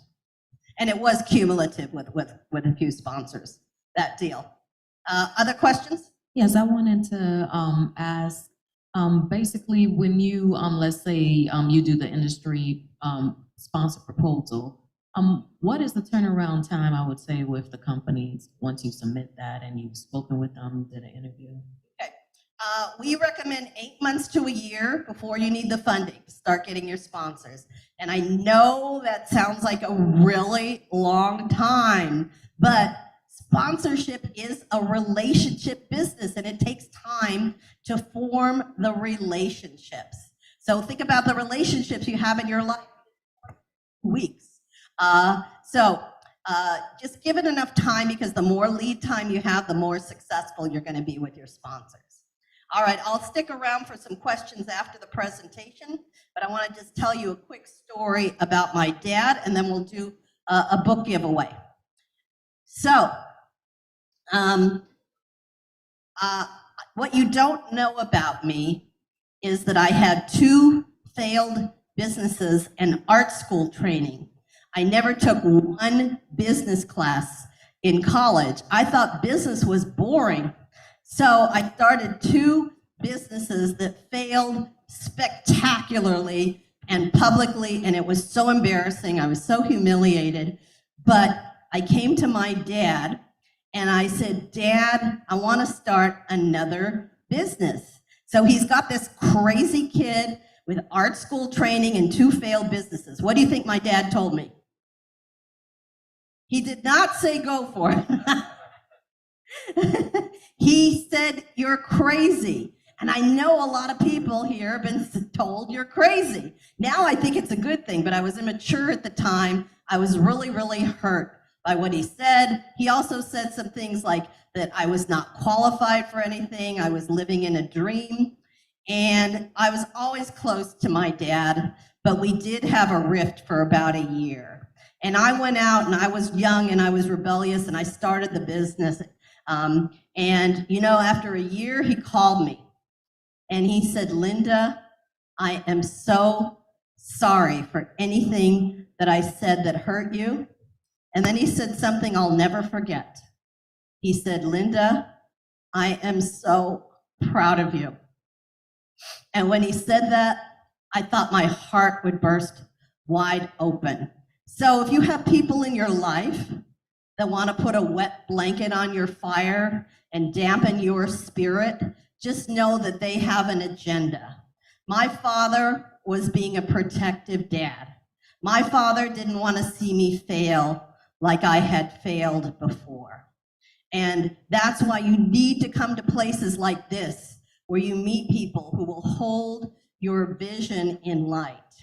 And I lost my father last year, but we were so close, it was embarrassing after that. And he was really my biggest fan. So it's pretty raw. So if you have anybody in your life today, tell them how much you love them. And if you have kids, tell them how proud you are of them every day. They are absolutely dying to hear it. So this is my contact information. And looky how old school, I put a phone number there, and I do answer my phone.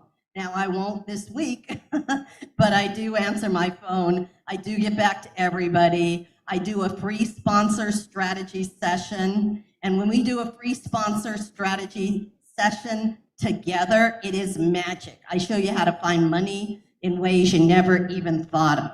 So now we'll do our book giveaway. And it is Jose. Where is Jose? Jose Isaac Valdez. Jose Valdez. Is he coming? All right. Who else wants the book? Anybody else want my book, Corporate Sponsorship in 3 Easy Steps? Okay. Are you Jose? All right, thank you. I should have asked him for ID. Oh, no. All right, we'll do one more. We'll do one more. So say your name. You're more likely to win if you say your name. Oh, you want to take a picture? All righty. Congratulations.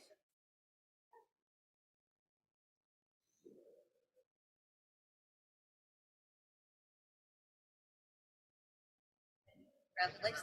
All right, I'm going to do one more. I feel generous.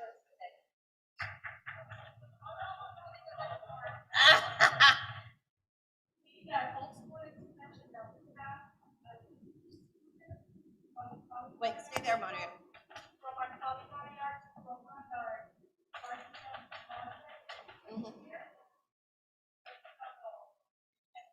Well, thank you for a great lunch. I'm gonna have you draw it this time. All right. And this time it is Bazak Morani. Oh, it's Bazo. Oh, okay. All right. Thank you so much.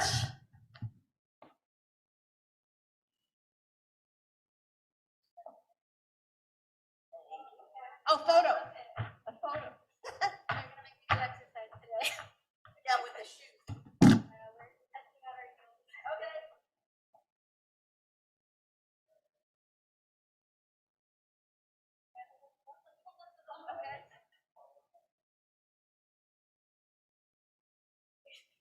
All right. So thank you so much. I came from California. It was well worth the trip. It's been my pleasure. It's been my honor to talk to you today. We've talked about how to fund your business with sponsors. And now that you know this information, I want you to go out there and fund your dreams. Thank you so much. Linda, you are amazing. I've known you for a long time, since you were a teenager.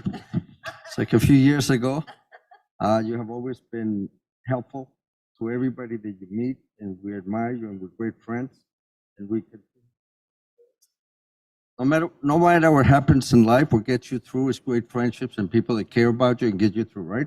So I want to give Linda a hand. She's been through a lot of things in her life, but she's never stopped caring for other people and empowering amazing men and women around the world. So we have a great audience through the internet.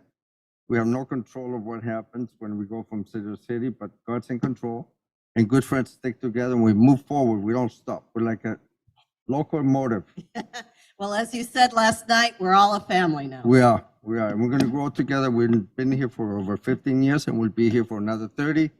So we just keep growing and pushing and helping each other. Thank you, Miss Linda. So take time to really get to know Linda. She is a tremendous lady, and she speaks at a lot of events that I participate in. So thank you again. We have a special guest today. She's Paola Zaragoza Cardenales. She is the CEO of Zaragoza Cardenales LLC. She is an amazing young lady, a very successful attorney here in Puerto Rico, and we have an attorney from the US, so it'd be wonderful for you too to try to build some alliances, because it's all building networks, right? We could be here, we could be anywhere, and we actually have built some relationships between other countries and attorneys in the US, so we want to continue to build that network of attorneys that want to help each other. And I don't know why, but it always seems that women are the ones that want to come out and help other people. How's that? I appreciate tremendously, Maria and I, that you're here with us. We're going to do incredible things in the future, and you're part of that happening. After 15 years, we're still here. We're not going anywhere. So I want to give her a hand. She was one of the first people that said, I want to be a part of this event. Paola, come up to the stage, please. Topic is tremendous. She's going to talk about what is intellectual property and how to protect it. How important is that, right? Thank you, Ms. Paola. You can, gracias. Hello, good afternoon. My name is Paola Zaragoza Cardenales. I'm from here, from Puerto Rico. I'm going to tell you a little bit about myself. First of all, I'm a specialized intellectual property attorney. I also have a PhD. And my story is quite particular of how I got into intellectual property. So I always wanted to be a lawyer, but my hobbies and my pastime was food and travel. So during my law school years, I was running a food blog. So I did like restaurant reviews and travel reviews. All of a sudden, my life came into a halt where I was diagnosed as celiac. Basically, I was allergic to gluten, all of the delicious stuff. And I said, like, okay, I had to do something about this because I want to continue to eat in peace. And I changed my food blog. Now I do more short videos. And all of a sudden, in my last year of law school, I fell in love with intellectual property because I discovered that you could protect food with intellectual property. And I was like, cool, I can join my two loves of food and intellectual property into my life. And hence was born the dissertation to my PhD, which was about how to protect agriculture using intellectual property to drive economic development for agriculture here in Puerto Rico. I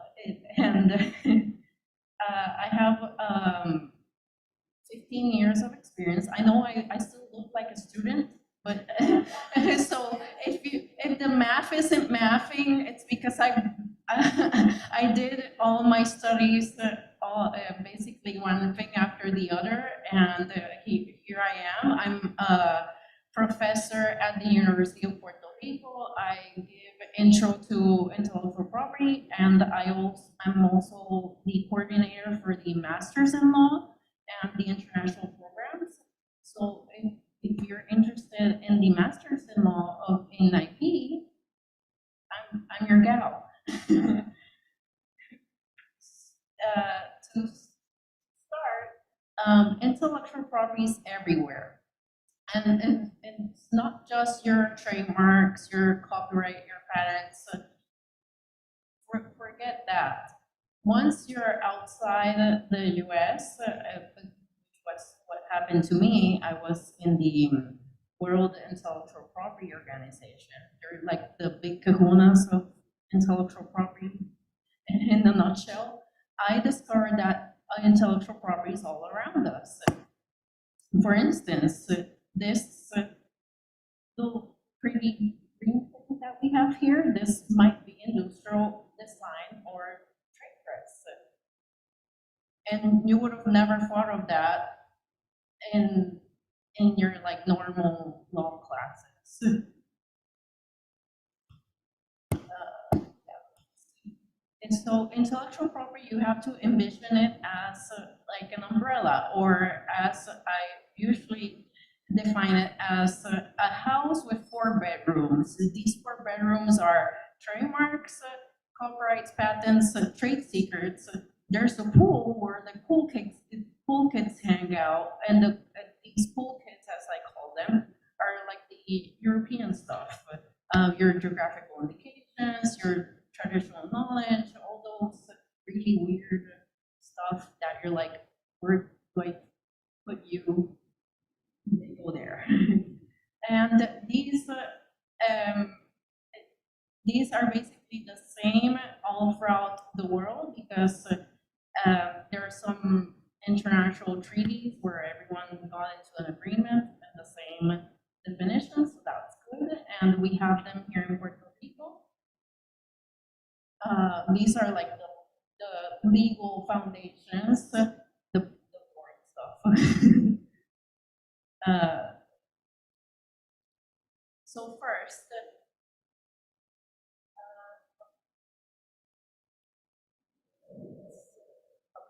so why would you want to protect your intellectual property?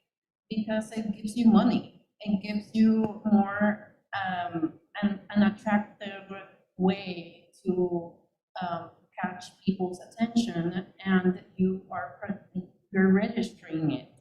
The importance of registering it is that there's a public record in your name where you say, oh, that's my idea, it's concrete, it's put on paper.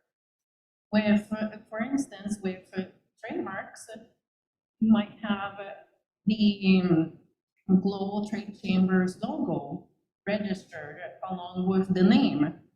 And with that registration, you can control it, you can license it, you can welcome people to promote it on social media, you can reproduce it and do whatever you like. With patents, which is, for instance, this microphone is a patent, you can say, oh, I'm willing to divulge what I did with this innovation so others can improve on it. Or you can say, hey, I really don't like the divulging part, I'll just keep it a trade secret. That would be your KFC, your Windex, your any sort of secret recipe of sorts that you wouldn't want other people to find out how you do that. That would be a trade secret. Copyrights would be your books, art, and social media content. For instance, even the sponsorship deals that you create, all that content, you can protect it through copyright, trademarks, and trade secrets. And so the name of the game here is trying to prevent people from copying that idea,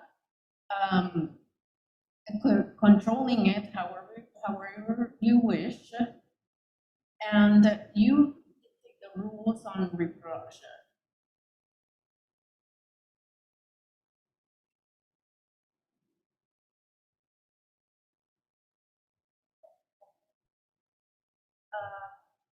So intellectual property works like any other property. It's just the fact that it's intangible, and it's quite weird to say it's an intangible. Intangible means you can't see it, and you might be like, how are you telling me that I can't see it? It's right there. But the thing is that there's some papers, some documentation, some goodwill behind this that you can't quite see. It's the behind the scenes. And what you see, it's this, and you bought it for like, let's say $20 at Marshall's, for example. But you can assign, you can rent, you can inherit, you can sell it or buy it.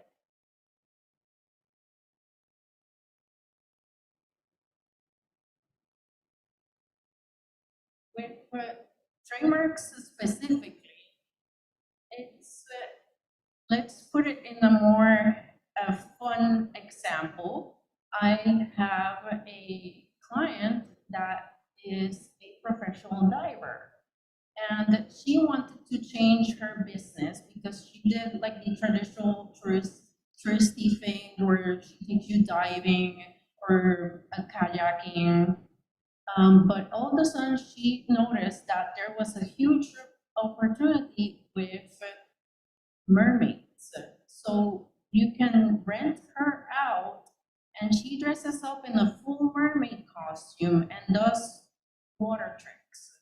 So that character of her as a mermaid can be registered as copyright. And when I told her that, she was like, "You've got to be kidding me." and I was like, yeah, I'm legitimately serious. You can actually even raise your royalties and your the rates that you charge for your performances by just registering it, because it gives you more leverage. With the particularity of copyrights, it's that it's 70 years plus the life of the author. It might change because of Disney. Basically, Disney dictates how long trademark copyrights are going to last.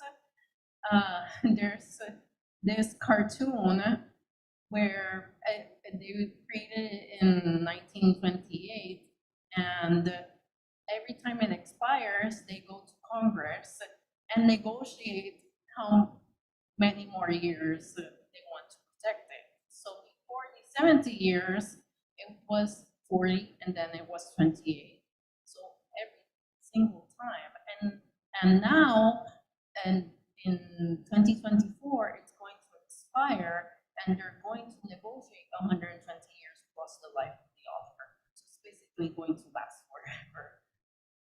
You don't have to register it, but it's like strongly suggested that you do, because of the loophole of fair use. Everything falls under fair use. When in doubt, it's fair use, and it's a slippery slope. So that's why I do recommend registering it. With trademarks, these examples, when you see them, you immediately recognize them. They don't need anything else. They're doing their job as trade dress. The other example that I always give are these shoes that I'm wearing. These are the Doc Martens. They have everything under the sun. The sole is a patent. The yellow color is a trademark because colors can be trademarks. The shoe in itself is a trade dress because you recognize it immediately. And the little tag is also a trademark. It's a trade name and a logo. And that's the best example of what it encapsulates trademarks. It's something complementary to patents, to trade secrets and copyright. And you can also register slogans. For instance, the most expensive slogan is "Let's get ready to rumble." It's every time the person says it, it's like he gets paid $1 billion. Living the dream, just saying that, getting $1 billion every year or every time.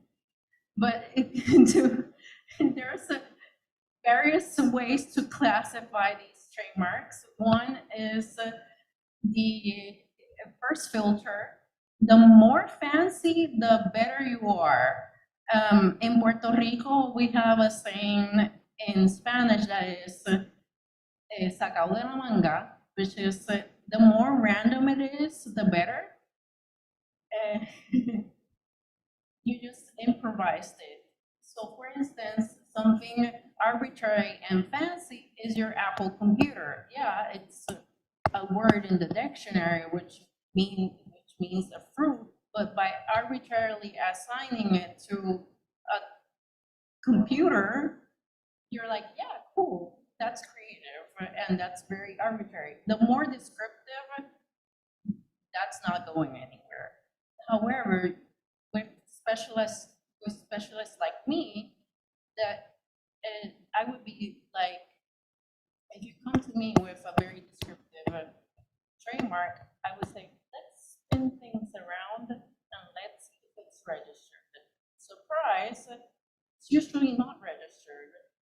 So I'm just like, let's just hop on the train and pretend nothing's happening with the fact that it's descriptive, and let's register it before someone comes along.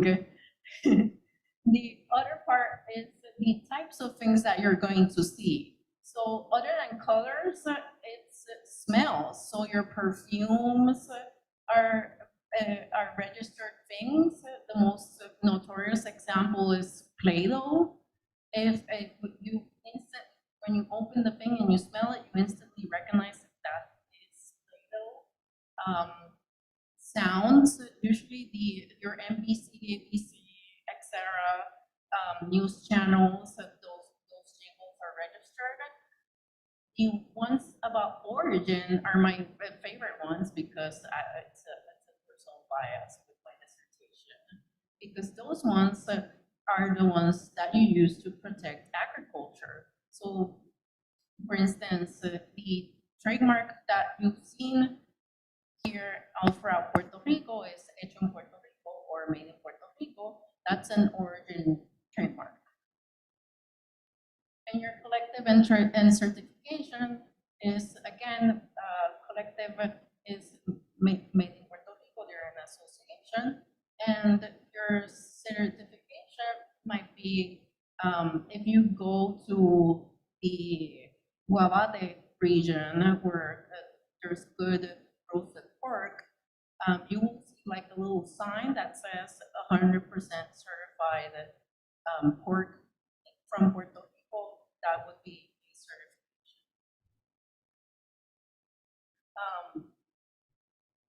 With patents, now that we have the house, the patent is basically the fence. The fence would be that you're permitting these people on entering or not entering your home with using the stuff that you invented. Because now that there's social media and all sorts of sources where you can get ideas, and now within artificial intelligence, it's even more prevalent, the fact of reverse engineering. I can open ChatGPT and be like, yeah, give me ideas about new phones.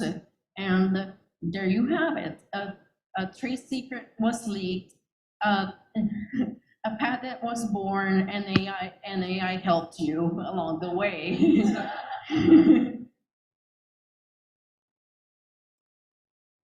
But there's some important things that you have to keep in mind: the novelty, non-obviousness, and utility. The best example I can give you is you've always seen a four-legged chair or table, but what if you could have a three-legged chair or table that has never been seen before, that complies with all the requirements? But if I don't want to divulge it, then it's easy.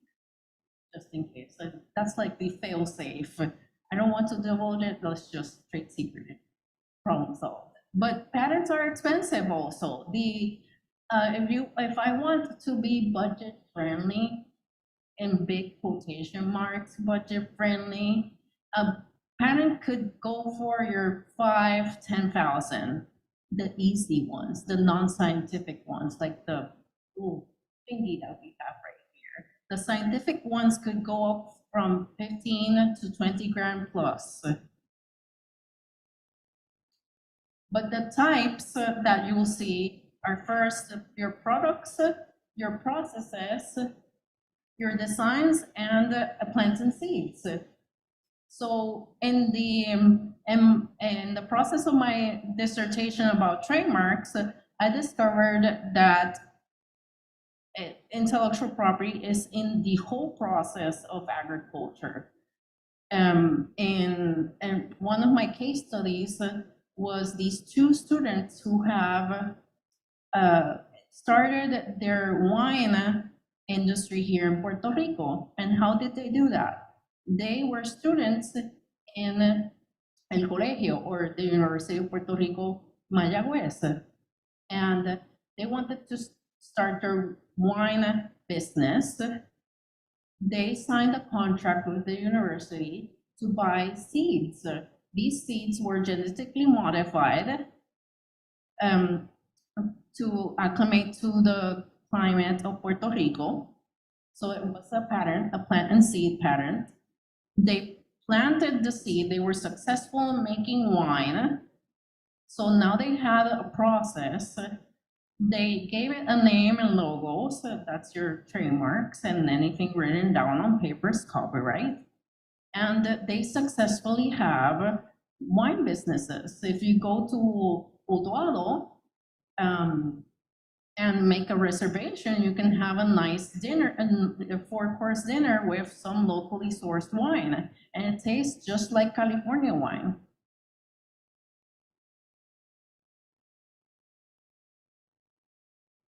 I've mentioned the trade secrets, but the definition, the official definition, is anything of value that's put on paper that you don't want to divulge.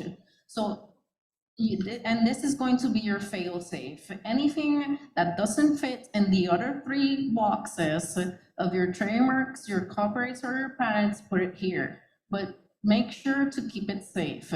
Put your locks. It's like this really old video of hide your kids, hide your wife. That's what you're gonna do here. You're gonna hide everything. You're gonna put locks on it. Nobody's gonna see it, not even you, because if you yourself, the person who created the trade secret, divulge it, you're gonna get yourself in trouble. That's how bad it is. But if you do get yourself in trouble, there are some remedies. The majority of these ones I can handle, except litigation. First, there's the DMCA and others. The DMCA is this really fun new thing, thanks to the creation of the internet, where you go to dmca.org and say, this website is infringing on whatever intellectual property that I have. It could be even social media content, and I don't want it to exist. You submit the form, boom, the website's down. It's really fun. I've done it. The second part is the out-of-court procedures. This is like the boring stuff where it's a lot of negotiation, arbitration, mediation, a lot of contracts, tons of paperwork.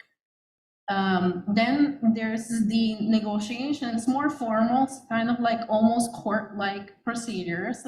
And then in case of fire break glass, you go to court. And when I say don't invite me to litigation, is that I can't litigate here in Puerto Rico. I have this particularity where my law license is from New York, But since it doesn't require an office in New York, and I can be here and still practice and do coaching, consulting, etc., all the good stuff without having the additional overhead of an office.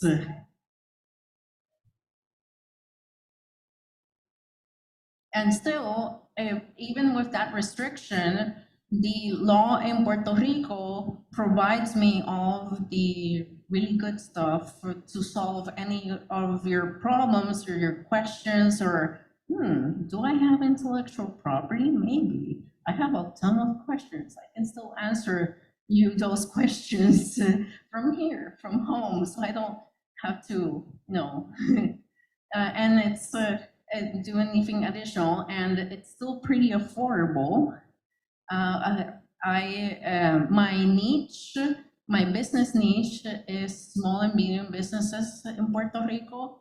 Why? Because I discovered that there's a huge gap. It's either your pro bono clinic, which is for free, but there's a limit. When you start off and become successful, you're like, well, you're good to go on your own.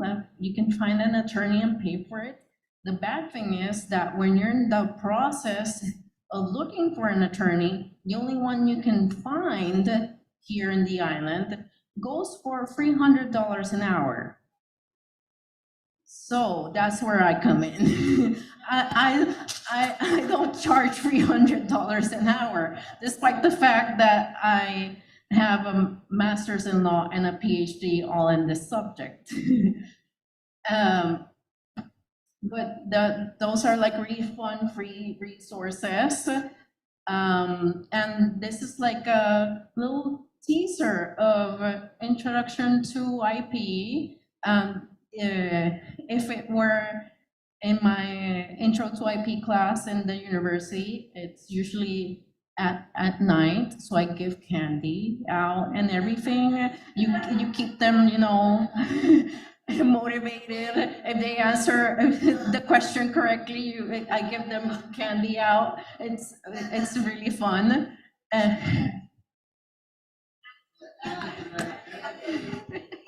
Yeah, and if you go to my office as coordinator, you can even find a little jack-o'-lantern full of candy. Even though it might not be Halloween, we had that jack-o'-lantern full of candy since January. So yeah, that's the secret to attracting students, having candy. So that's intro to IP. If you have any questions, please let me know.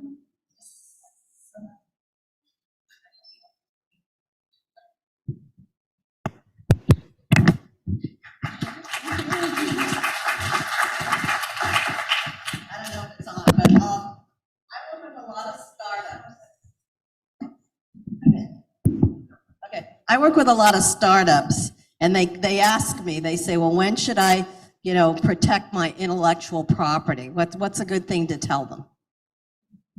At the first second that thought sparks into your brain, call me. Don't wait until a year, until you have money. Don't be afraid of like, oh, I'm not sure. Just call me and be like, I have this idea. Is it intellectual property? And yeah, we'll work from there. Okay. I had a second part question. I've had my intellectual property infringed on twice, but I just didn't do anything about it, and it just kind of passed, like they moved on to somebody else to copy and rip off. What's your suggestion on that? Well, you first want to start off with the social media reporting system, which doesn't work really well. Then you do the DMCA. The DMCA really works well. Then after that, you can call me, and I will, and I can send them a really nice and kind cease and desist letter. That freaks them out immediately. Totally. And they stop it. Okay. Thank you.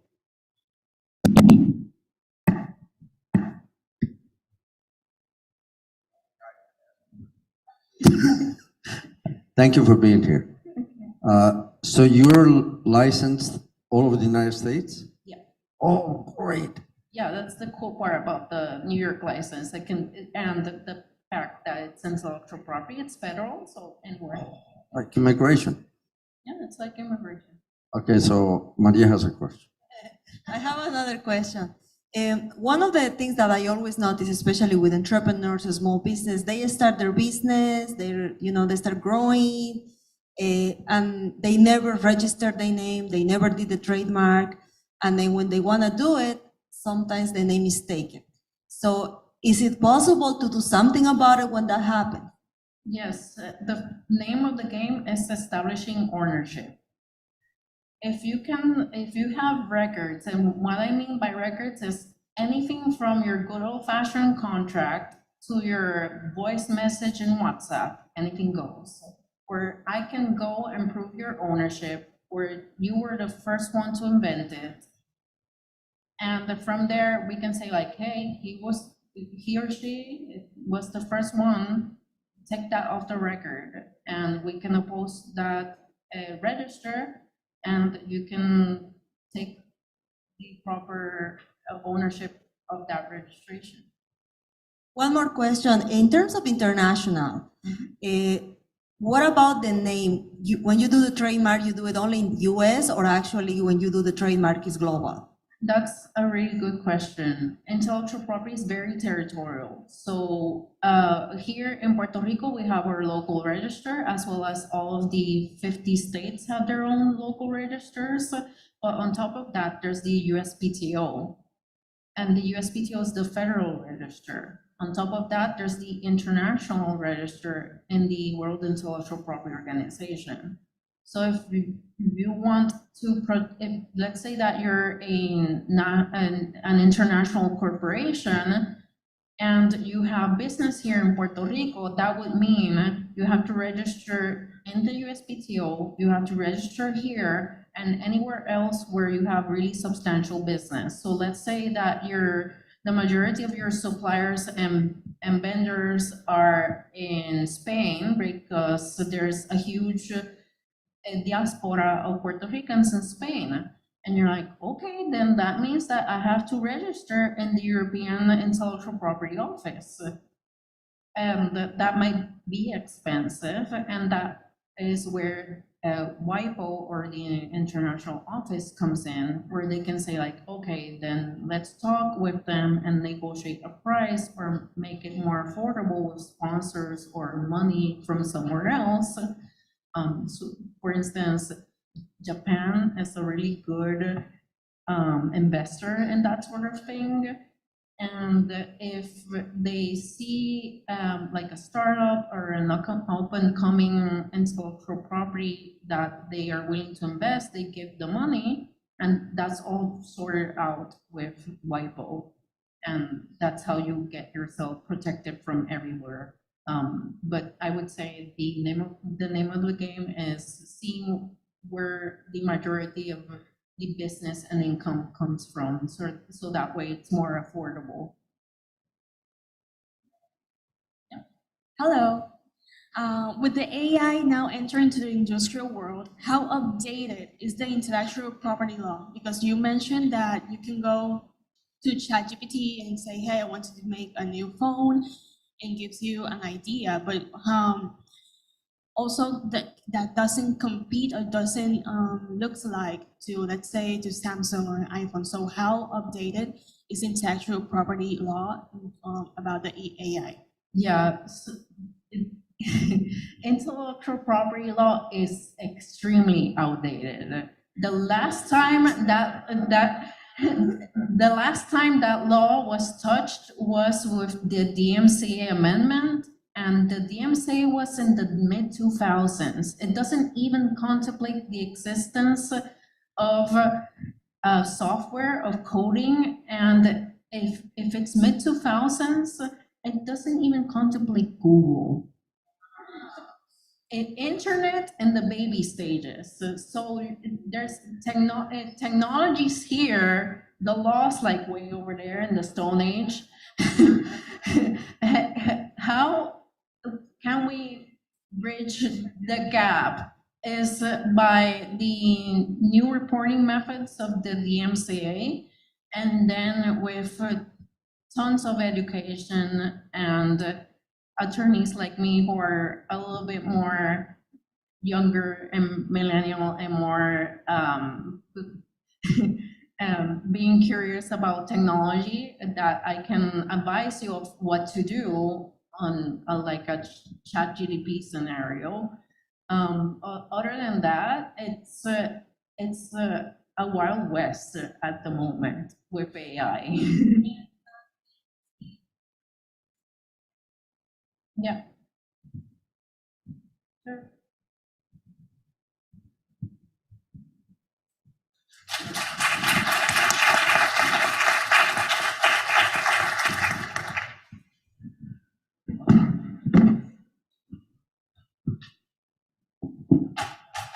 I learned a lot. Who else learned things from this amazing young lady?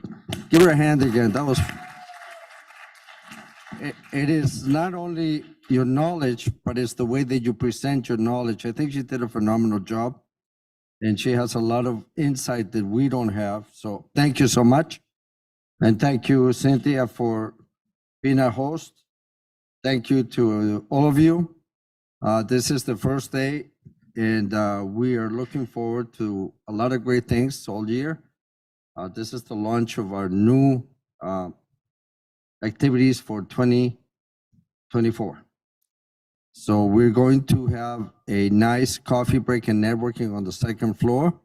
So please join us. I know somebody just came in from Miami. There she is, Ms. Colette. Thank you for joining us. So we have some great things coming up. Please go to the second floor. We'll do networking and we'll have some coffee. And thank you for being here with us today. Thank you.